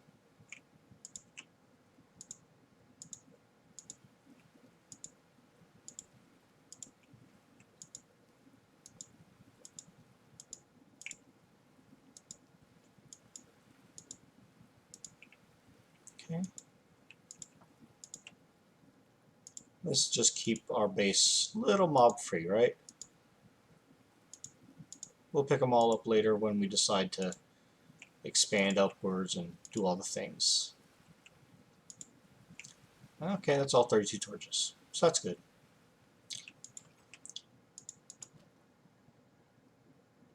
Alright, now we don't have a lot in the way of a lot of things. These two are really non-functional, so let's go for the Sacred Oak Sapling, because that's a thing. Impending darkness. So it says, when night comes, you will soon notice hope, light, and everything holy has forsaken you. So it wants us to create 3 lanterns and 8 stone torches. We'll do that later. But you get a cheesy cash from it and 50 more coins. So that's definitely worth something doing. We've already done that, so we can do that thing. And we get a peace candle, so that's good. So we're going to put that peace candle right on down. And we're just going to put it right over here by our door. Hey, it's doing the thing. Okay, so go back in here. We've got farming agriculture claim that we can get because we got melon seeds, right? Alright, so back to introduction. What else do we got? We can do that. Oops. Okay. We don't need the doggy charm. Losing currency. Hey, shelter TNT. Diggy diggy no. Obtain a hole filler and use it to fill a hole. No, don't care to do that. At least not right now. Discover a village, bounty board. Let's see, clipboard. Don't have any of that yet, so we can forego that. Lazy river, create a boat. Simple pattern, standard. Not great, not terrible. Discover radioactive, glowing shrooms. Okay, so we've done a good bit. Builder's wand. So we need magical wood and a gold ingot for that. Song of Water and Lava. So we need to create a bestiary, a lectern, and we need 3 manuscripts. That's for later. And we need 5 diamonds. That's why we didn't get that. Okay. And then the crafting table on a stick. It's just a sign and a crafting table. Sign is that. We can forego that for the time being. Mining TNT, we're not going to create that yet. Create different sandwiches. Sandwich station is just a slab on top of a crafting table. Door factory, we can do that later. Smeltery controller, so we can do that eventually. Basic mob automation, get that later. Again, most of this stuff, you know, it's going to take a while for us to get through all of this. Yeah, I know the tiny torches are teeny tiny. That's kind of humorous. But that's why I use those, right? Let's see.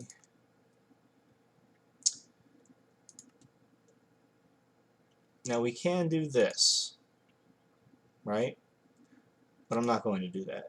Maybe some later, just to get, you know, the quest started and stuff. Exploration. So it says bounties and how they work.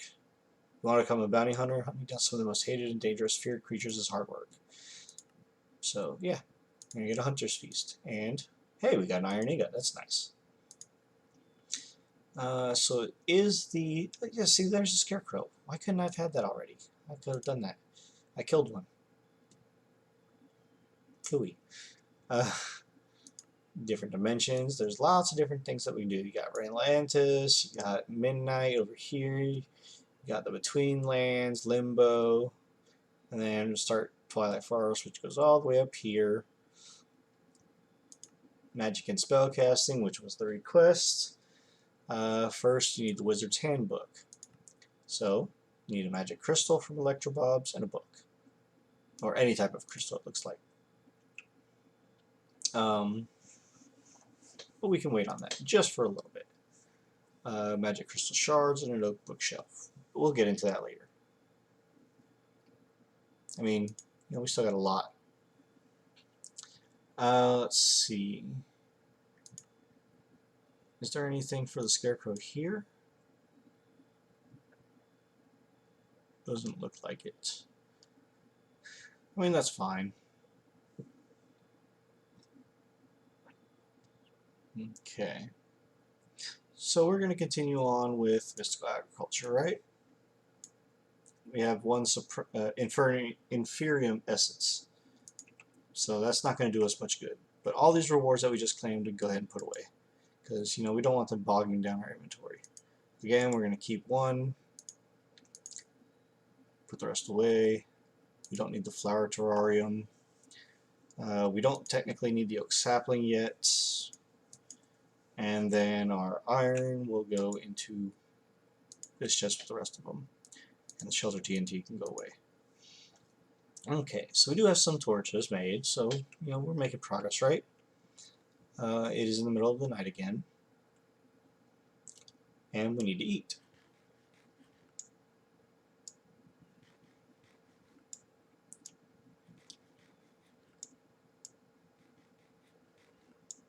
Perfect.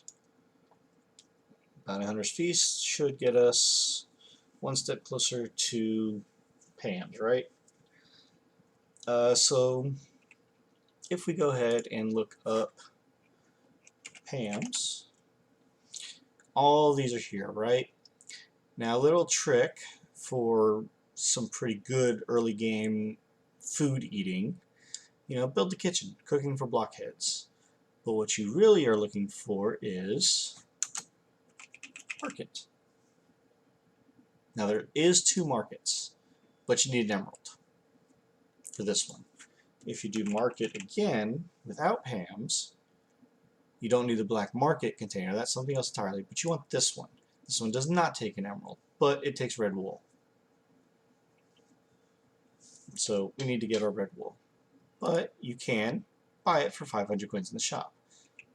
How much coinage do we have right now? 391, so we're almost there. And then of course you do market.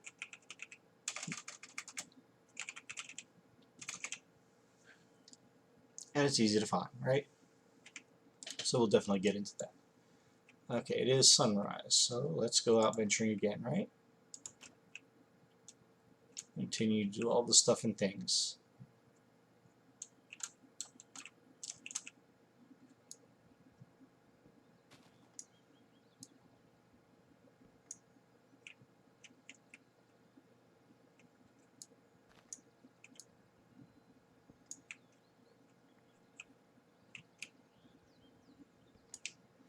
Is my auto jump on? It is.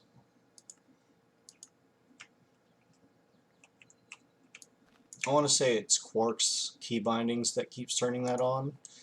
I'll probably disable that off camera. But it does what it needs to do, right? Okay, and eventually, we're going to start collecting bees, but it's not something that we need just quite yet.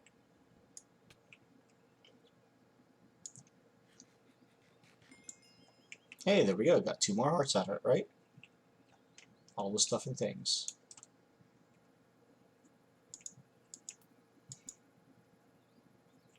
I still have no idea what those silkworms are actually supposed to be for. Ah, cherries, right?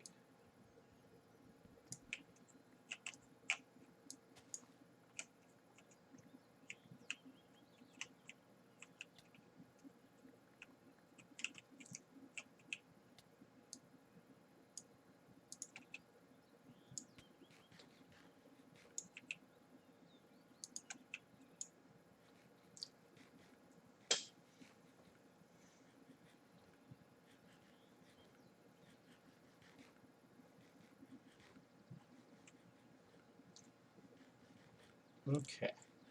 So we're lucky we got a cave, right here on the side of our base. We got a little bit of a water source, so we can do that and get things rolling with that.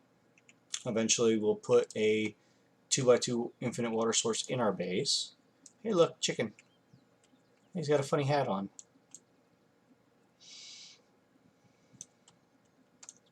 You gonna lay an egg for me, Mr. Chicken?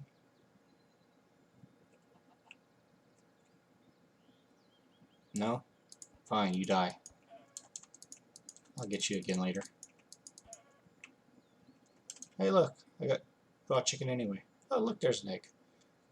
So all the stuff and things, right?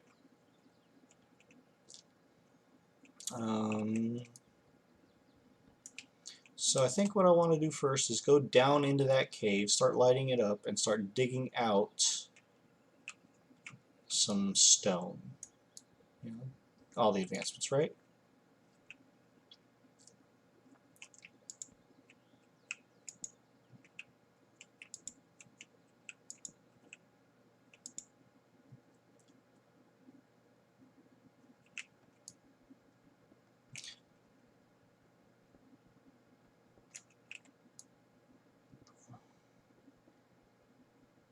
Yay, stuff and things. Oh, deep cave.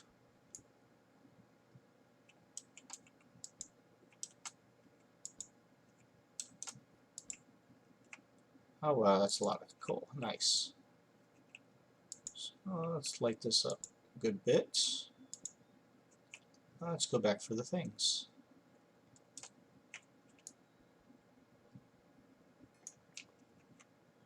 Alright. That's good stuff. We need to mine the gravel, shovel. That was a lot of gravel. But hey, look what we found.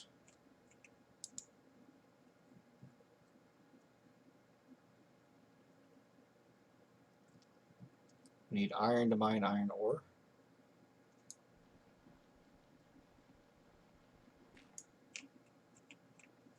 Got some flint, so that's good, right?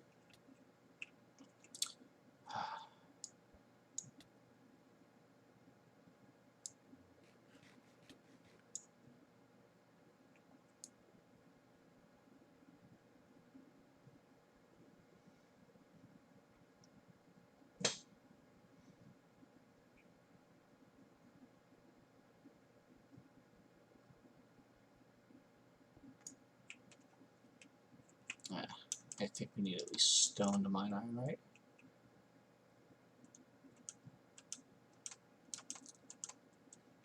So here's where the great thing about Tinkers comes in.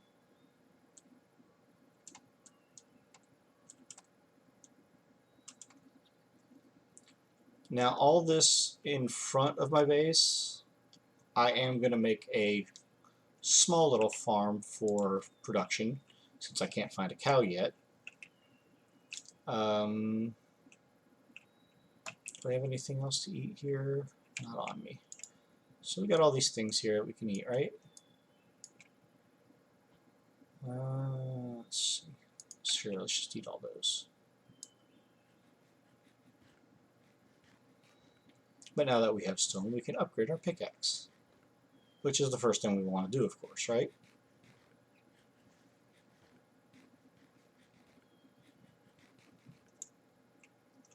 So we come here, we're going to take out our pickaxe head, go to part builder, and use stone.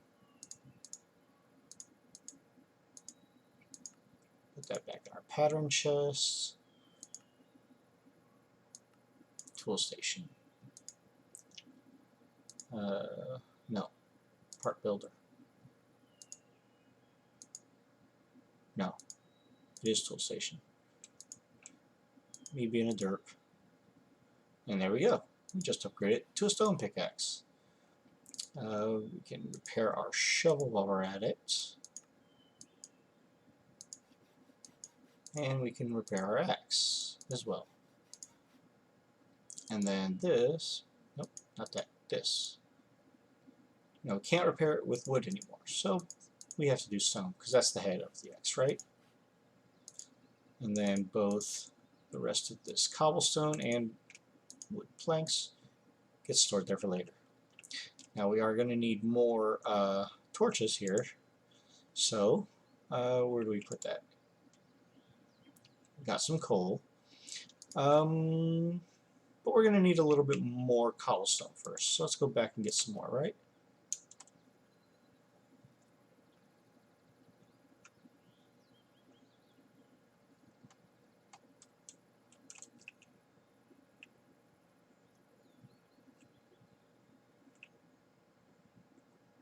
Let's see if we can go get that iron while we're at it.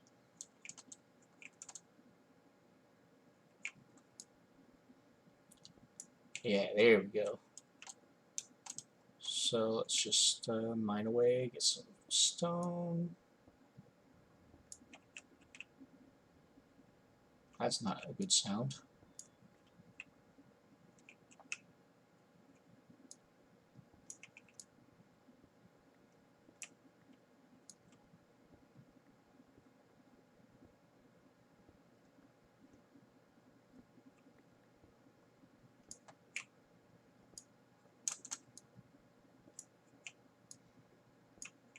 Now we are going to need this amber bearing stone later, but we're not going to do it yet. Because, you know, limited storage, right?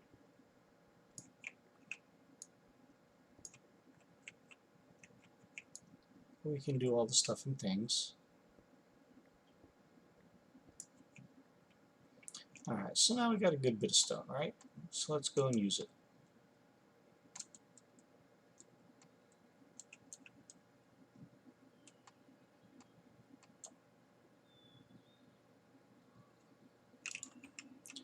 Okay, doing all the things. So first thing we're going to do, we're going to get ourselves a furnace. Because, yeah, cooking is good. No quest for furnace?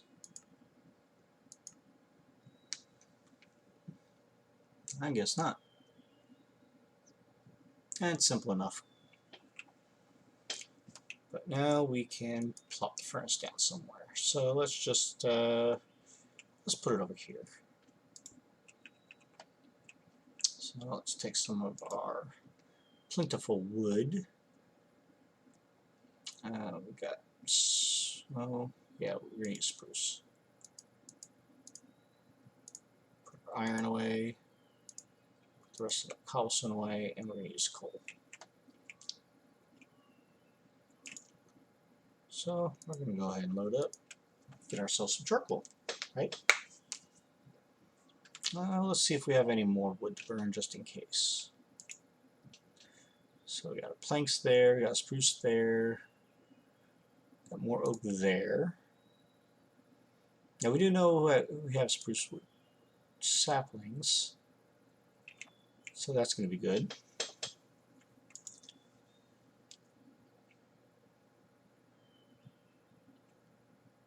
We can take out the rest of this. Put it, nope, spruce wood goes up there. I want you to burn. Okay, do we have anything that we can cook food-wise? No, not really. But that's fine. Anything here to cook? No, not really. But that's okay. We just wanted to get some of the charcoal, right?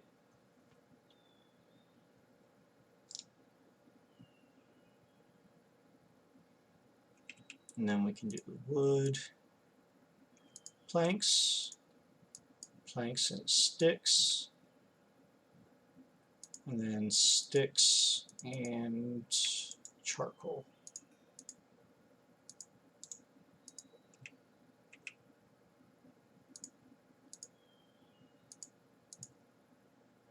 Torches. Okay, and of course we can, you know, if we absolutely needed to, we can get more torches with coal, but it's not as common of a resource, you know, so do what we need to do. So let's take half a stack of our birch wood, so we're not wasting fuel. Get as much charcoal as we can off of this last bit, right?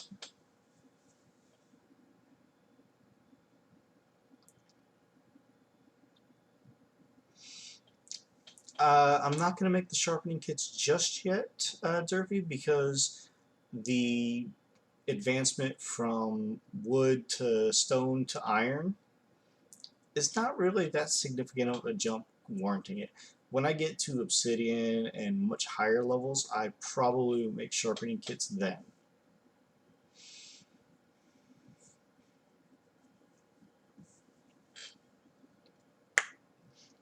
So for those of you who don't know, A sharpening kit is for your tools, whereas a polishing kit is for your armors when it's tinkers. It allows you to completely upgrade your stuff without upgrading the actual stuff. So while this may have been a complete wood pickaxe, like this is a wooden hatchet, it would allow it to upgrade to stone with a sharpening kit without actually upgrading the tool head, requiring more for the repair cost. It would still take wood instead of stone.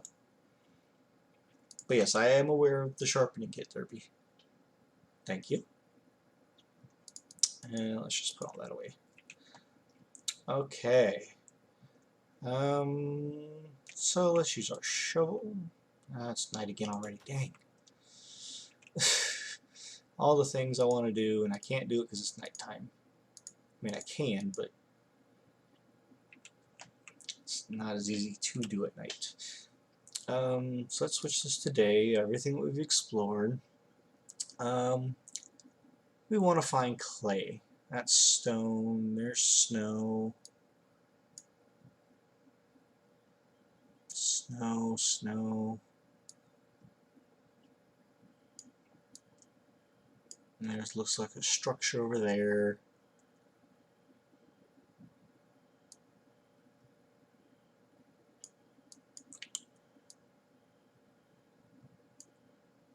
There might be some clay here. There's more gravel. Well, we'll check this river out to the north of us, right?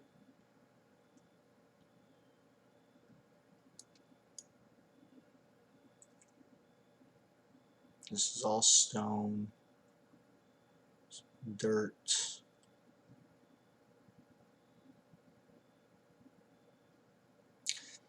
Now I know in the configs you can change it.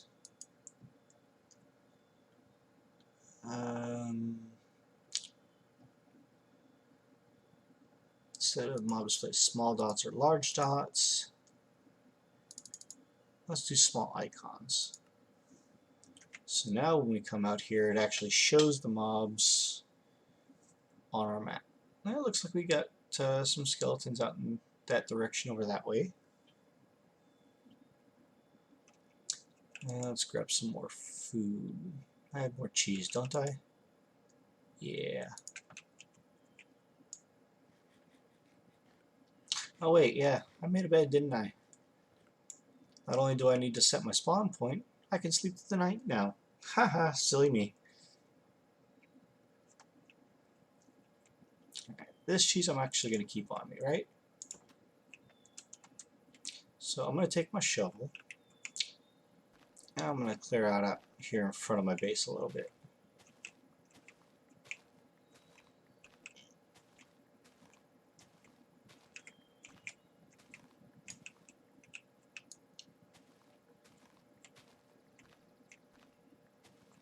Because eventually I'm going to claim this chunk out in front of my base, and you know, this is going to be our little farm area, right?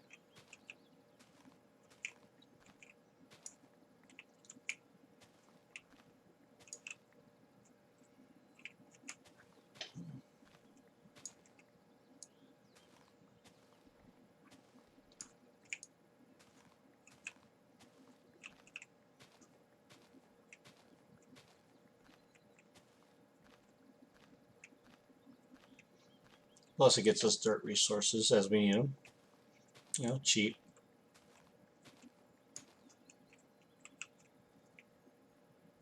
So right about here. And of course I could just turn on chunk borders, right? Alright. So let's put this dirt away. No. Lag. Gotta love the inopportune times, right?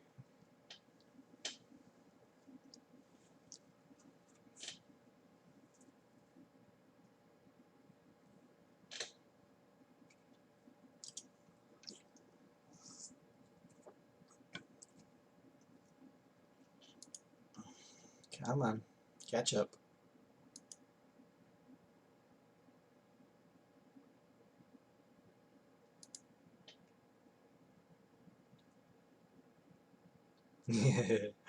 Luckily, I was inside my base this time with the door closed, so you know it's a little bit less that can happen to me, right?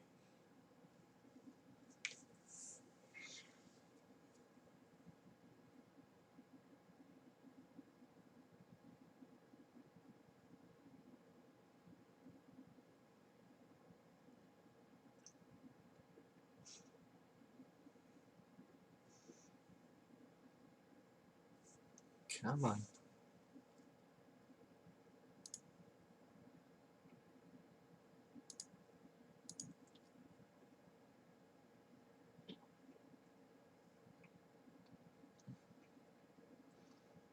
But you know, for my computer being able to stream, play, and run the server all at the same time, it's not doing terrible. I probably have to press F3 and check my frames per second, but it seems to be working fairly well, I think. Again, RAM issues, right?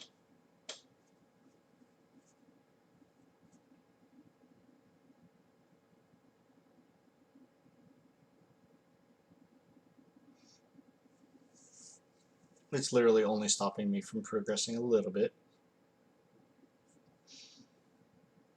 Again, that's why I plan on doing this, you know, a 2 to 4 hour stream each session, right?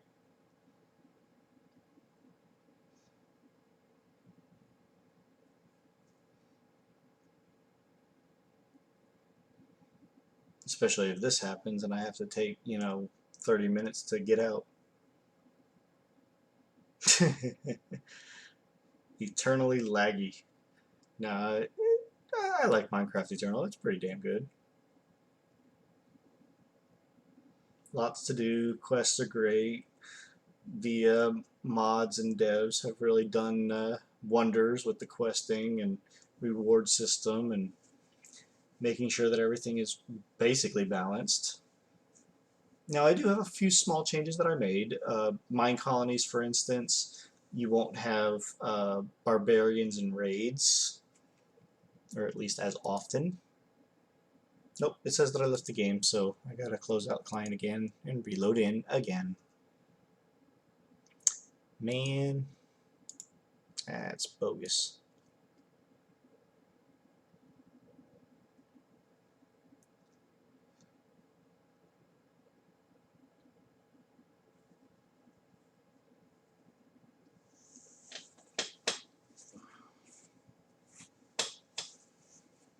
But we do have melon seeds, so we can at least start producing some sort of food, relatively nice, so that way we can start getting at least some sort of income of food. You know, of course, we'll need the extra income of cow in a bottle and a curdling station. Yes. I increased the digital miner range from 32 to about 48.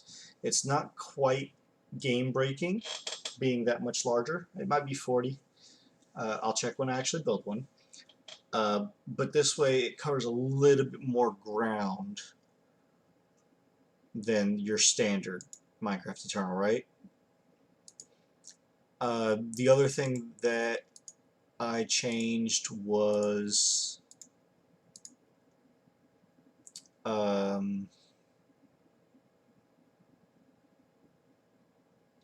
oh, what else did I change?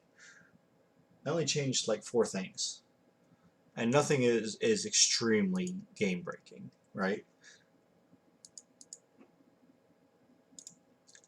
I made it so that mine colonies attacks don't happen as often. I made it so that the Digiminer is a little bit bigger. Um,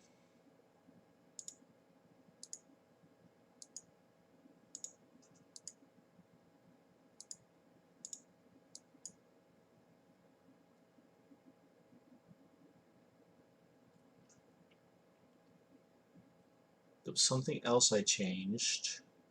And then I also changed, well, I hope I changed correctly, the ranking system with Ftb Utilities. So that way,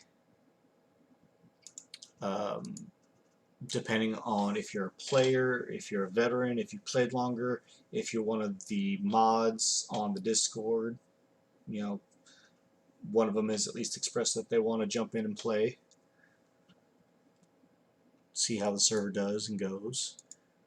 And the server's still up and running. It's just my computer trying to be able to stream, play, and run it is unfortunately kicking out for the client side. But the server's still running, so that's only part of the problem.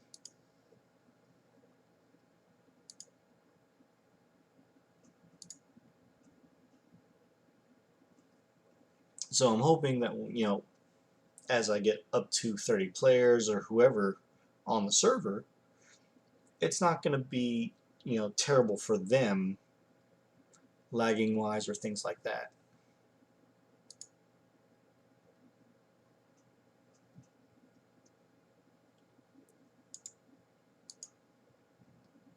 But you know, I can show all the things if I really wanted to.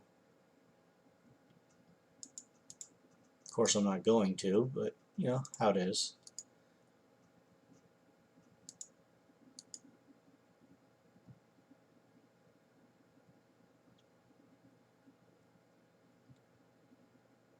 But you know, I have as little other things in the background running as possible, so that way, you know, the game can get other stuff.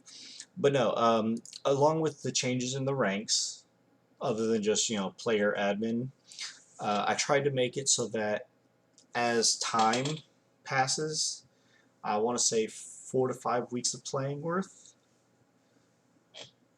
uh, it'll automatically up you to, you know, an actual player. Um, and in getting the increased rank, you're going to get increased claimable chunks, you're going to get increased chunk loaded chunks, you know, things like that. And I tried to make it for each of the different ranks, so that way as you progress playing, there's 3 player ranks, there's my admin rank, you know, because server owner, why not? Especially because I'm doing a Let's Play series on it, you know, explaining things as I go. So I want to be able to claim all the chunks, right? And then for Discord mods and admins on Discord, they have their own rank and their own color, so you can tell them apart. You know, if they ever chat in the game, you know, they can distinguish themselves.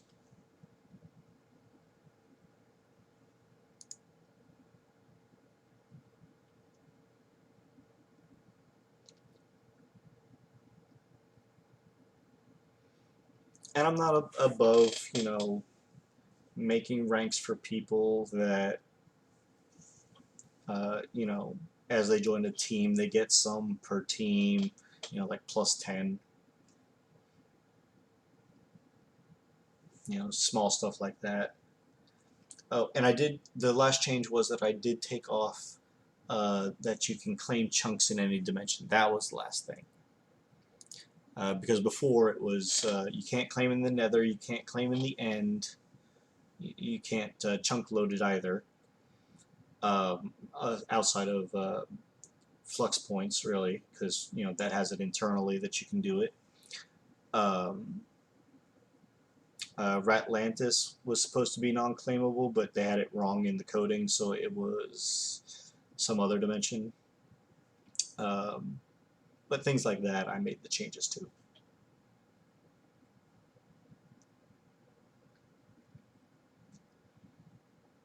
Although if the mine colonies was a little bit better on the AI, I'd probably build them in the beneath and have them mine for me down there. Especially with like meteors and stuff, you know? Why not? Let them do it for me.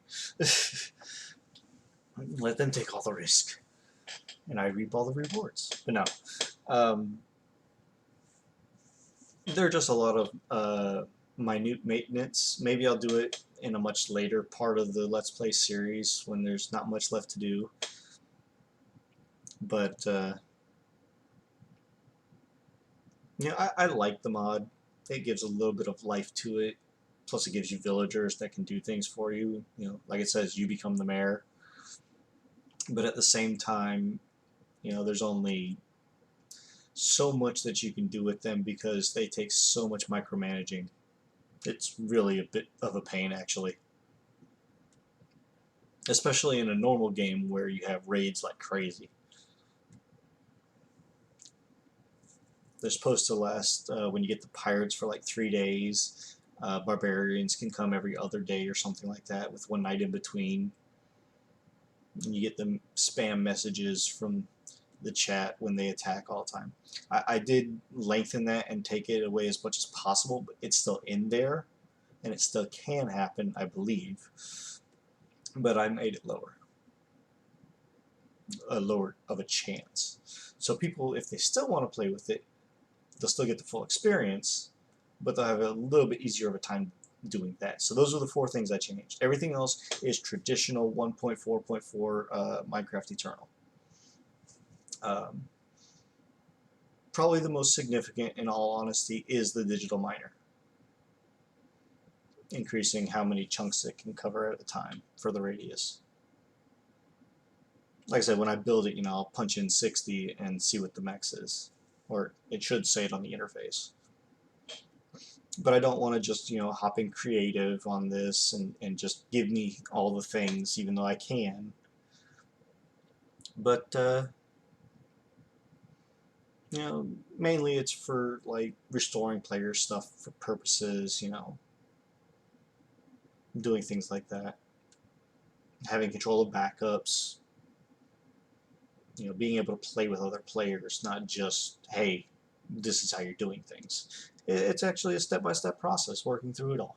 You know, you're playing through naturally. You're showing how early you can get things. You can show overpowered things, early things, mid-game things, late things. You know, all the things. And we are coming up on 2¼ hours at the moment, so I'm gonna say I will continue on for now, but either if it hits 3½ hours, or if this happens again, I will probably call it there.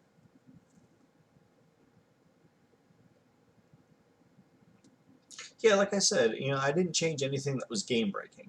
I didn't make things, you know, super overpowered and easy to get. Lord knows there's enough of that in this pack already.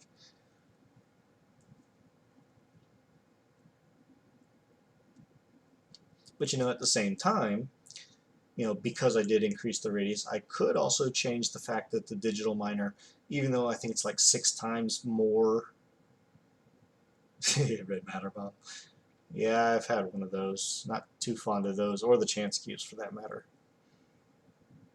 Maybe I'll mess with them sometime later, but as of right now, I am avoiding them like the plague. I had a very bad experience with the chance cube early in my 1.3.7 experience. Blew up about 95% of my base. So yeah, that wasn't fun.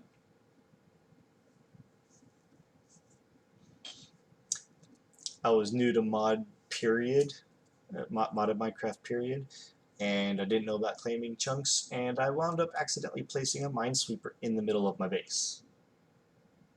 Not a fun time. Not only did it break a whole bunch of stuff, and it bypasses chunk claiming anyway, but once it actually blew up, I couldn't recover my stuff fast enough because I had so much junk that I couldn't get all of my crates put back down in time to put everything back into the crates. Not to mention, in trying to close my walls, I was getting silverfish spawns everywhere. And I was built in the side of a mountain. I was just trying to make sure that the outside of my base wall was built back up. And I was placing cobblestone to do it, and of course, silverfish spawn from cobblestone for some reason. So yeah, take note. Don't use cobblestone. Smelt it first. But that's some stuff I want to get done. I want to get some stone smelted. I want to get some more stone mined.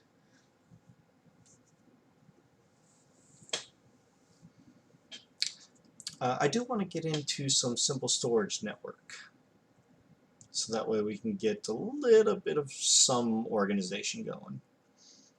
Nothing terribly big, you know. Simple storage is nice for early game. It does decent things. But once you start going to other dimensions, it starts falling off, in all honesty.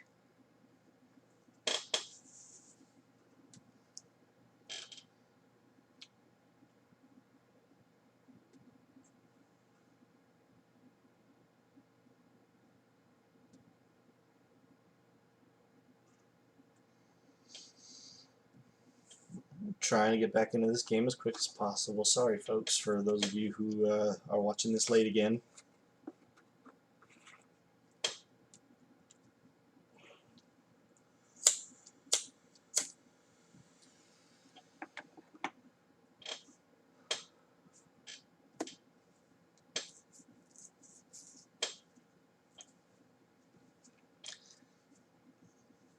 But you know, no deaths so far.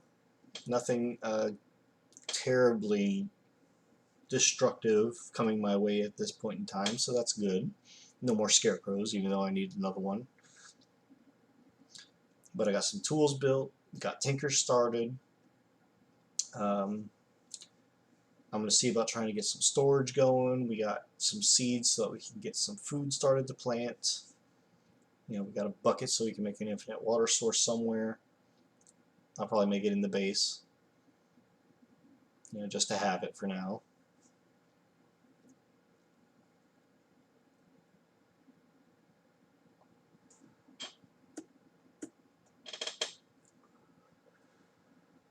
And I know one of the early quests that you can get gives you 4 free water mills, so we can get that going as well. And that'll get us some early grid power going.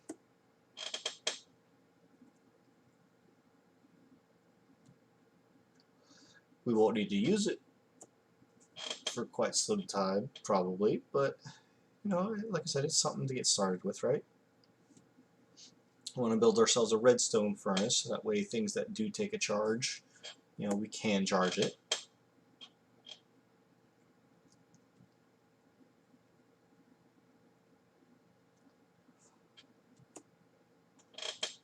But I want to get into some simple storage network, so that way we have some semblance of,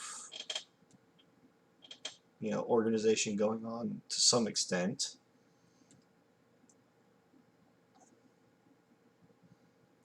And then we'll do all the stuff and things again.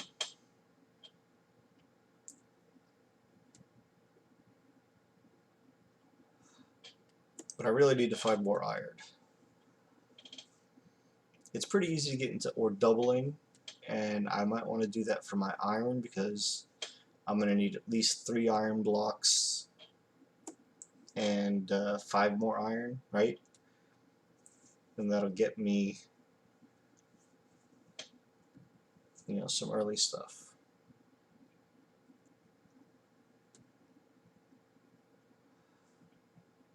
Luckily, the curdling station is fairly easy to get.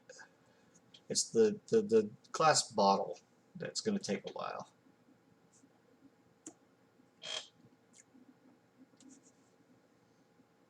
Then we got to find a cow. And then trap said cow.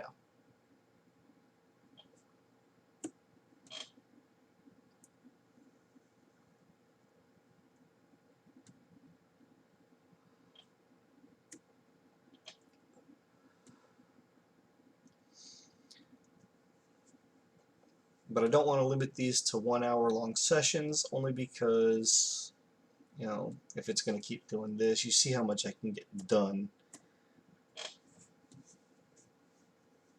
Yep, drop an anvil, push it into the jar.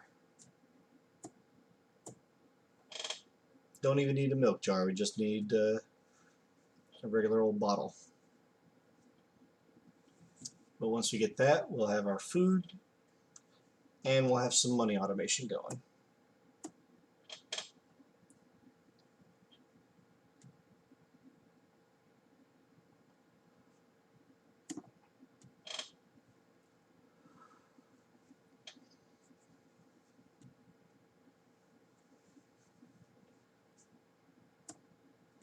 And we'll use all the things that are given to us, you know, just for doing early quest turn-ins, right?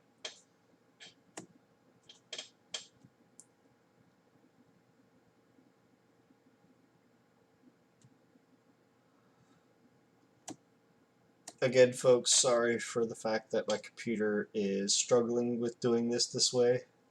But, you know, like I said, the server's still running, so other players can still play. It's just my computer for... I'm surprised my stream is still running, much less the game or the server. Well, somewhat the server, or somewhat the game.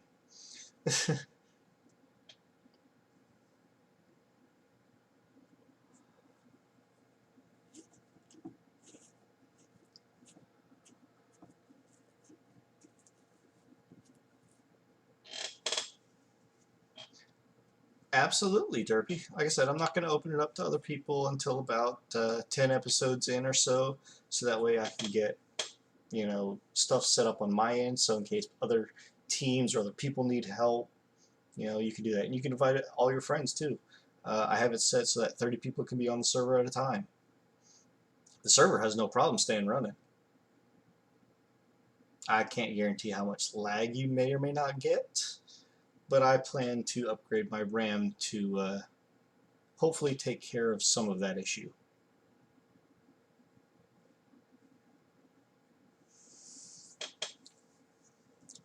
But I'll post it on the Discord when I do open it up. But I'm not going to post my IP in there to connect to it. There is no PvP. I turned that off.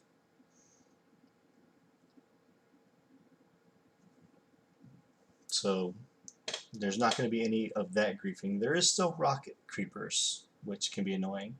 So there is creeper griefing. I'm leaving that mechanic in. Not because I like it, but because I don't want to mess with it. It's too much of a hassle to turn off, really. I know it's not hard to do. But I'm leaving on fire tick, spreading, and things like that, so...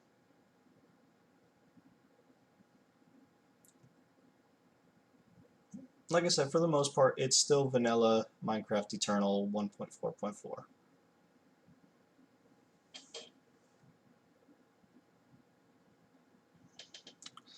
Almost ready to get back in again.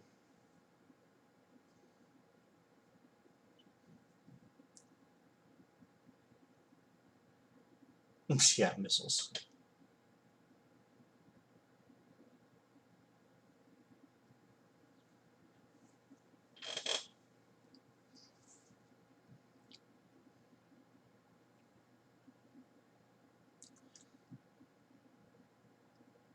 Another thing I am hoping to set up eventually is a waypoint, maybe 1 or 2 tiles away from one of my walls, so that way, you know, at some point, if people want to teleport to my base, I'll let them. That way they can have all the resources, right?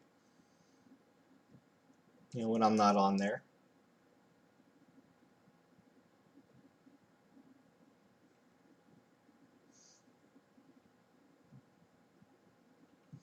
I don't mind sharing the love.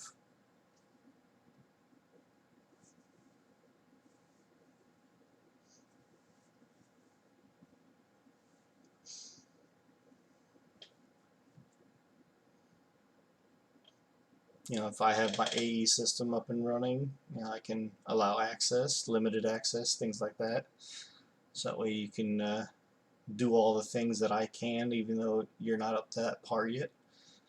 So maybe if you know, you get far enough on your own, and you know, you're just missing that one last little thing, you can pop over to my base with a waypoint after you get far enough to build your own, and you know, help out other people that you have join.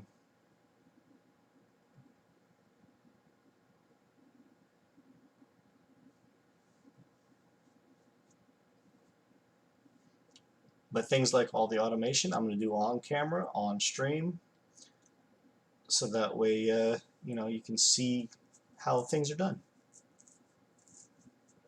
So that way eventually you can set it up yourself if you really, really want to, right?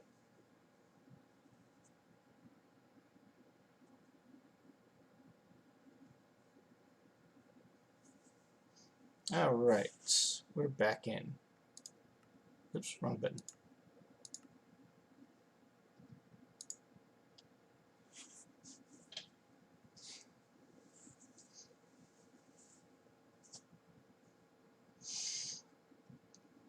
And of course we gotta wait for the load in, and we have to wait for the voice chat to come up. Expect a early disconnect and then reconnect, and then everything should be fine for about another hour, right? But I'm thinking I'll probably call this stream at about 3.5 hours, so another hour of playtime, or until the next time the client crashes, and I'll call it there. At least for tonight, episode 2. You know, got a lot done, right? Made advancement to stone, got tinkers started, finally got our bed.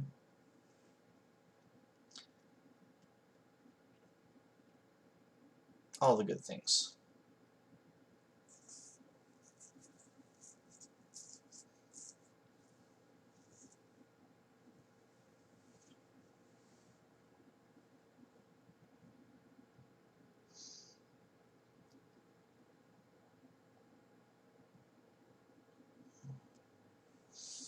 But you know, I plan on getting into bees, career bees, forestry, and dentistry. I plan on getting into mechanism quite a bit, you know, AE automation and building. So some pretty good things, right? P2P tunnels and how to manage and use them.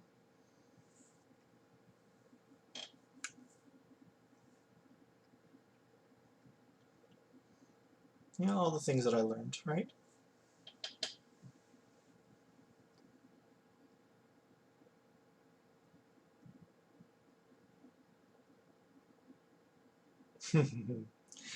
Well, that's all dependent on how often my client decides to let me keep playing, right?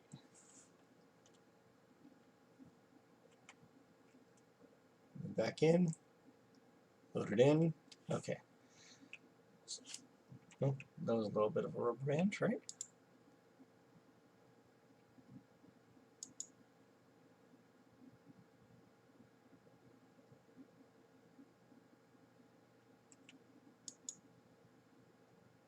Come on, open up crate. There we go. Let's put this dirt away. Alright. So I wanted to take out some stone. Not gravel. Where's my stone? I know I have some stone here. Where do I have some stone? There's some stone. Take out a half stack.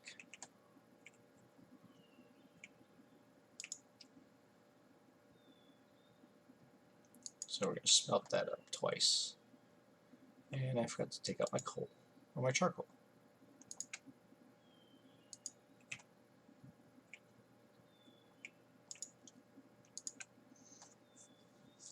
Alright.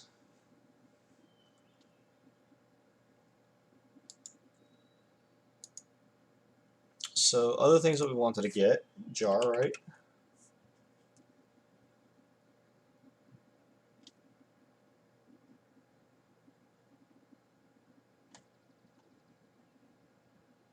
Come on, loading.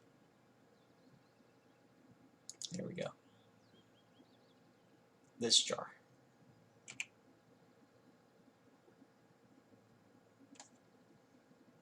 Actually, yeah, sorry, jar. Okay, just make sure. Because for that, that's the one that we need. Come on, JEI. Come on. There we go. Yeah, any sort of glass, a plank, and a milk bucket.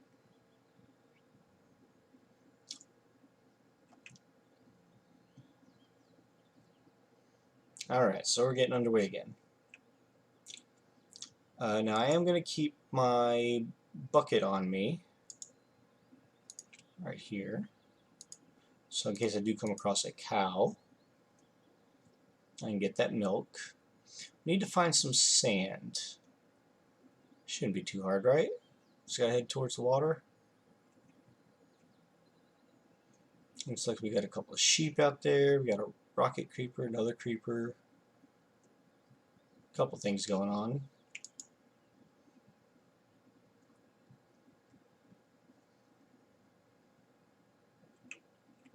Alright.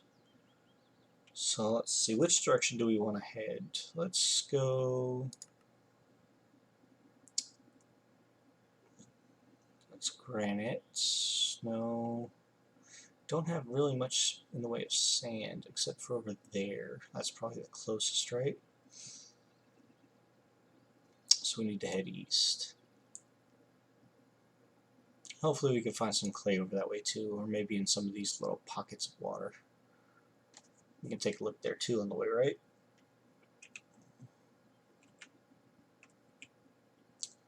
It's sunset, so we're just going to sit here and smelt for the time being, right? We also want to look into building gadgets.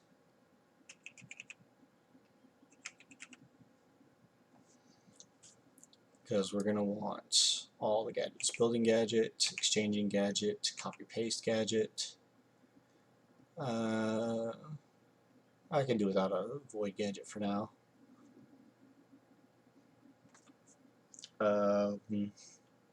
What else was it that we want to look into?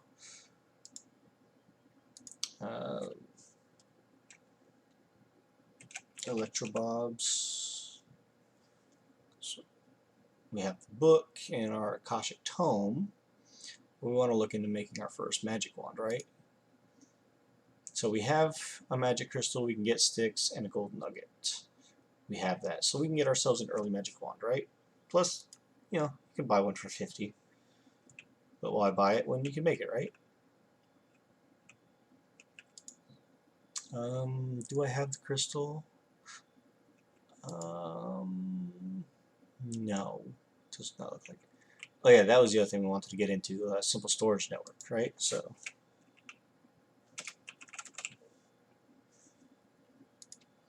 we wanted to get ourselves a storage master, storage table. We don't need the storage inventory unless you need that for request table. No. Storage master, no. And there's our diamond that we're going to need. We're going to need some storage cables and some linking cables. We can do without the upgrades for now, and we're going to need the basic remote. How hard is it to make a simple storage? We need glowstone for that, and another storage network master. So we'll just go with the basic storage remote for now, which is going to require these and these as well, and gold. So that'll get into it later.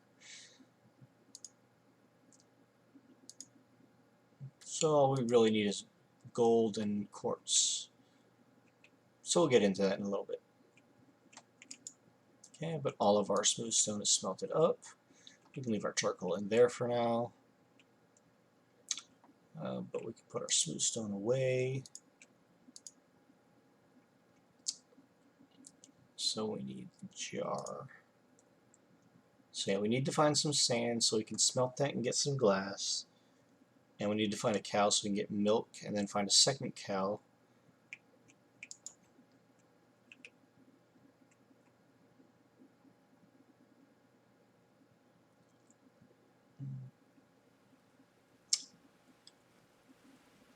Nope, don't like it. Let's sleep through the night.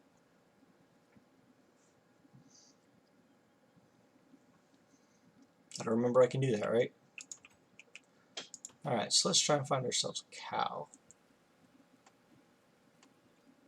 Looks like there's one over this direction, right?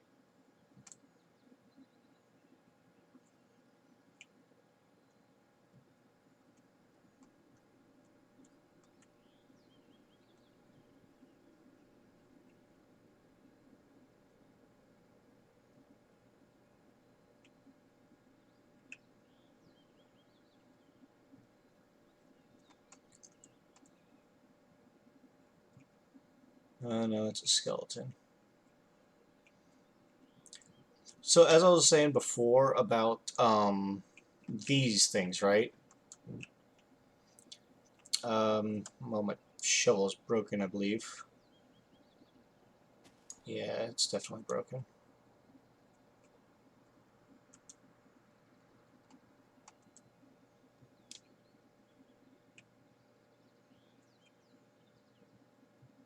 Should probably repair that, right?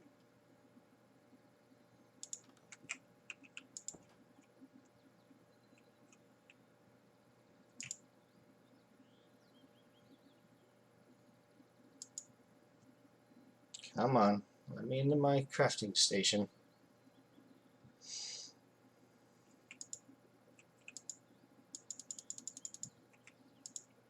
Let me in. Come on.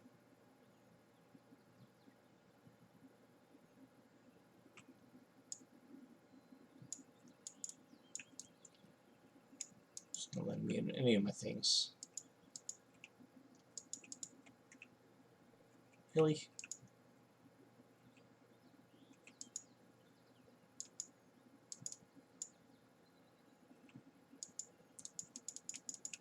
Let me in.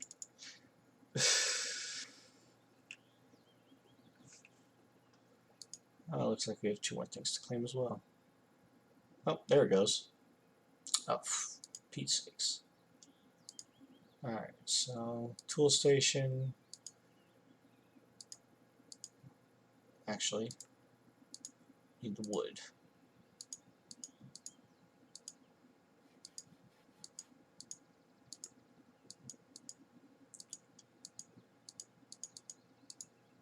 Okay. Now we can come out here and do all the things. So just off in the distance over this way. Look, another sheep. Oh, that's an interesting, probably a wizard's tower over there in the distance, right? Okay, so we're gonna dig down somewhere around here, right?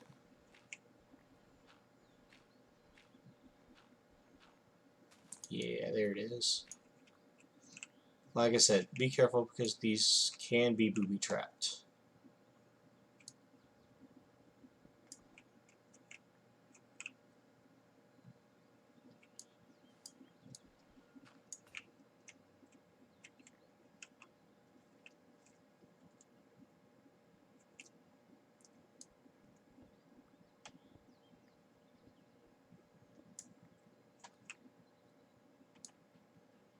And of course my shovel broke again.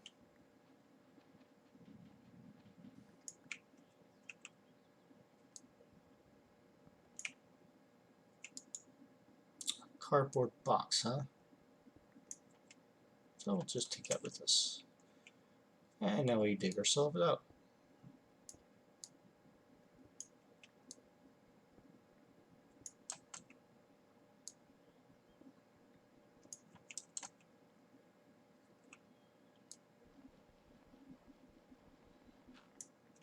It's always the fun part, right? Getting out.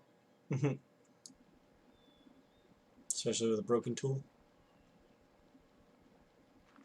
Probably should upgrade this to at least a stone, right?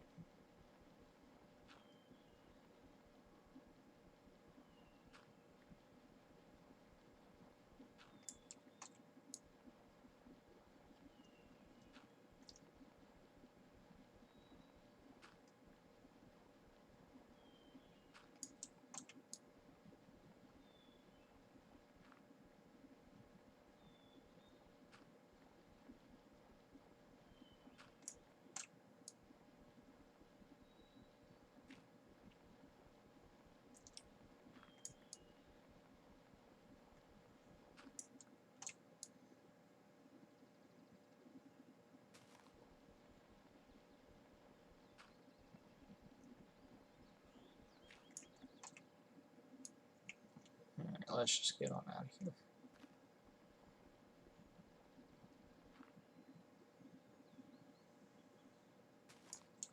Alright, all the stuff and things, right? And Let's head back to base to repair it again. I'm gonna upgrade this stone to, or the shovel to stone, right?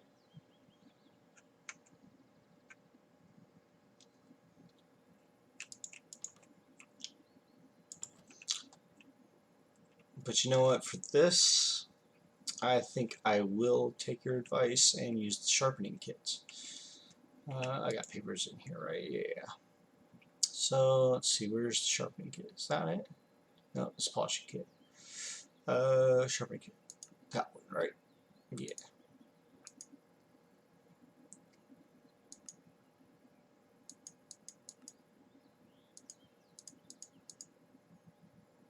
So cobblestone.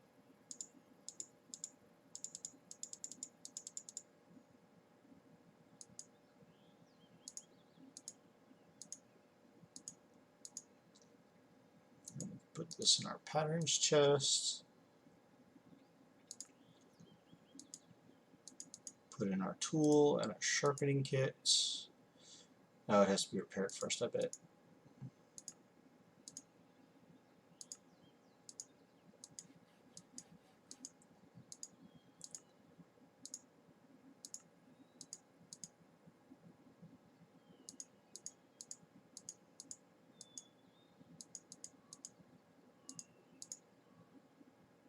No?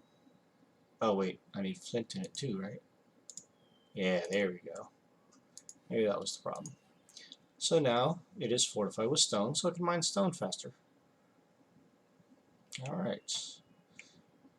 Now we put away our resources.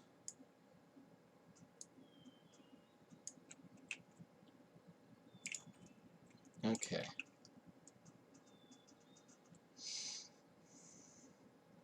I'll probably eventually do that with my axe as well. Using a sharpening kit this time.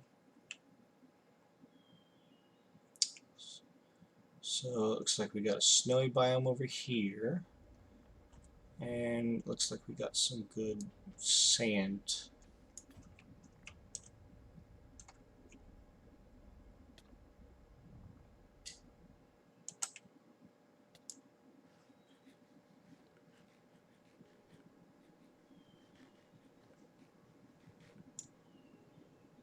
And we got a lot of salt for that. Not sand. Great.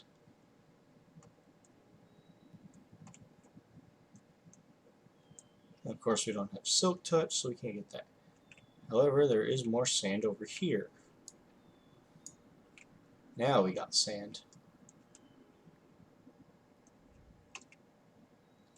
Slate we don't need, but we do need clay.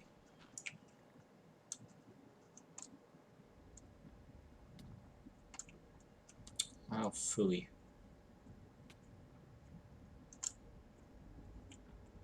Ah, we're under ice.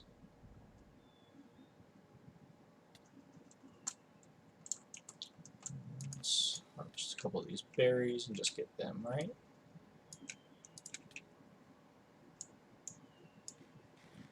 That way we're just not taking damage while we get back to our base.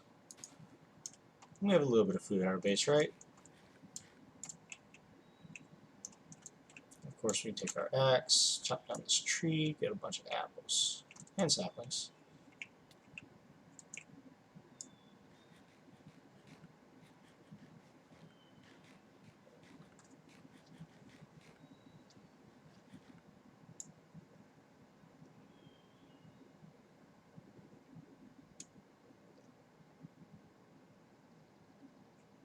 Alright.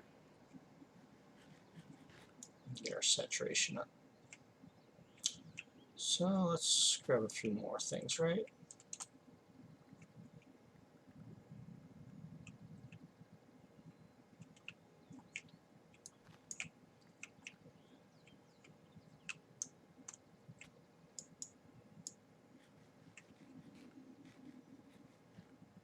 Look at that little chameleon. Oh, and we got a queen bee. I believe that's from Pam's, which creates honey when put into either a crafting station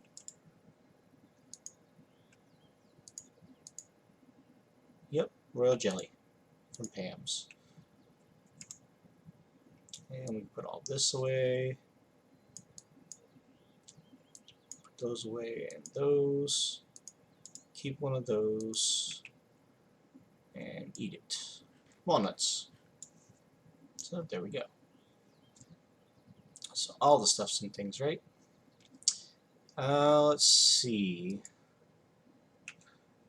We still need to find a cow now. So let's yeah, let's eat some more walnuts. Get full.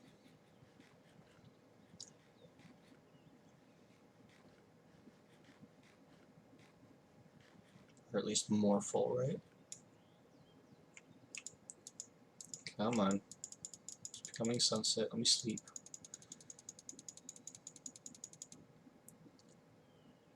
We need to find a cow on journey map, right?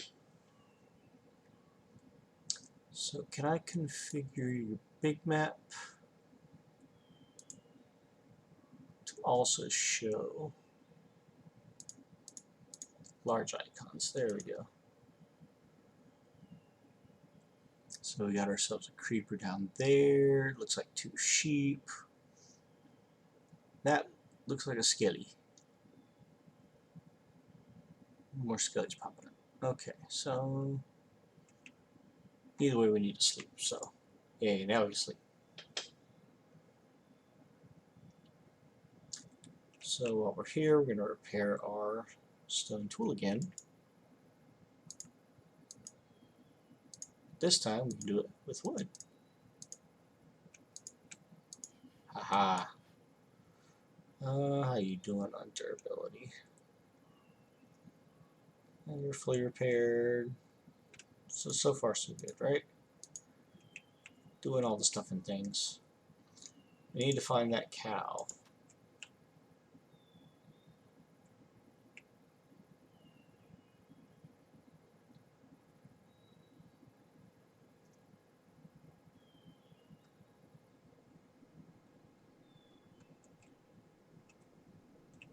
Don't want to head down there yet. Or there. Although I will take you, coal.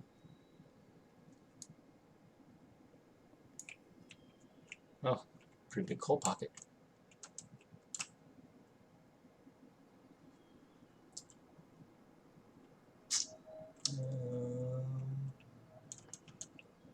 What was that?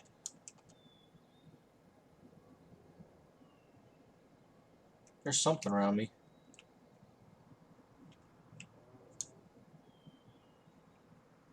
Is it in this cave back here?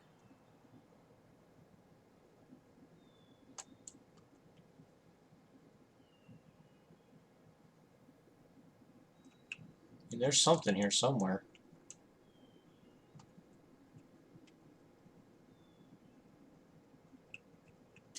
I'm not really ready to take on anything that might have tons of health, right? I don't have nothing. No, there's a fox.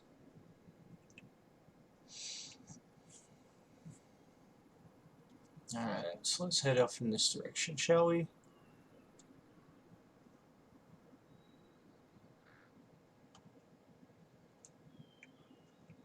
What are these red things over here? Well, definitely need to pick up more of these things.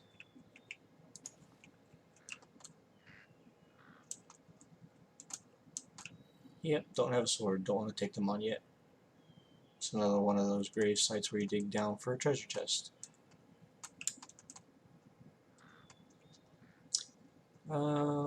It looks like there's a pig off in this direction. Let's go kill that.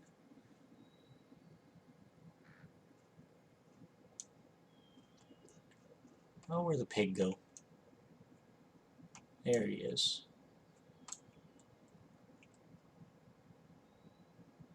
Oh, back towards my base, it looks like. Oh, there he is. Several pigs, okay.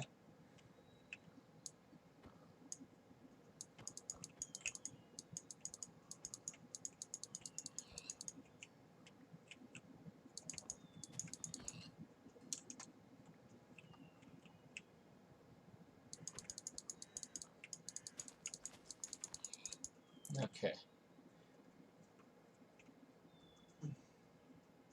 And yes, I know I can, breed them back at my base and do a lot more better stuff with them, but for now, I'm not looking to do that. Just quite yet. Oh, we got a meteorite blocks. That's pretty good. I'm gonna actually mark this. No, not claim chunk. Waypoint.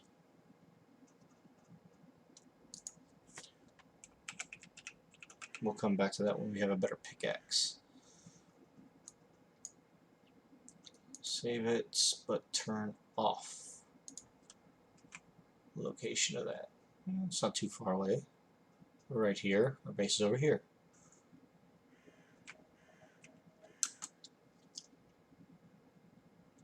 Now those are not the meteorites that you need for the osmium stuff, right? That is other stuff entirely. Ah, but look at this. We got a monster spawner over there. We got an astral sorcery big thing over here. So I'm going to mark this as well.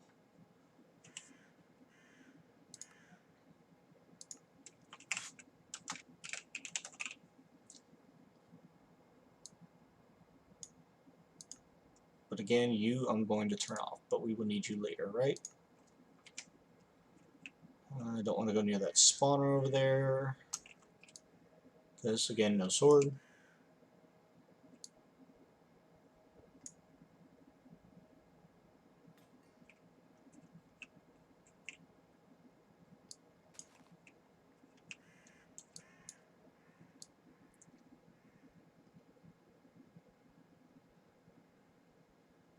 Oh, my stolen pickaxe broke.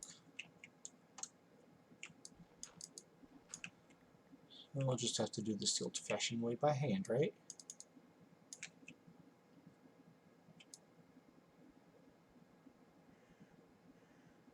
It gets us coal.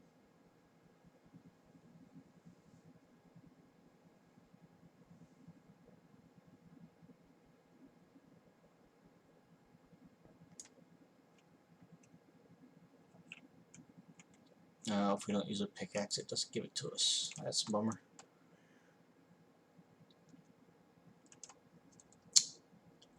Oh, look, an owl. Couple feathers. But I'm not seeing any cows, I don't think. Come on, why aren't you picking that feather up?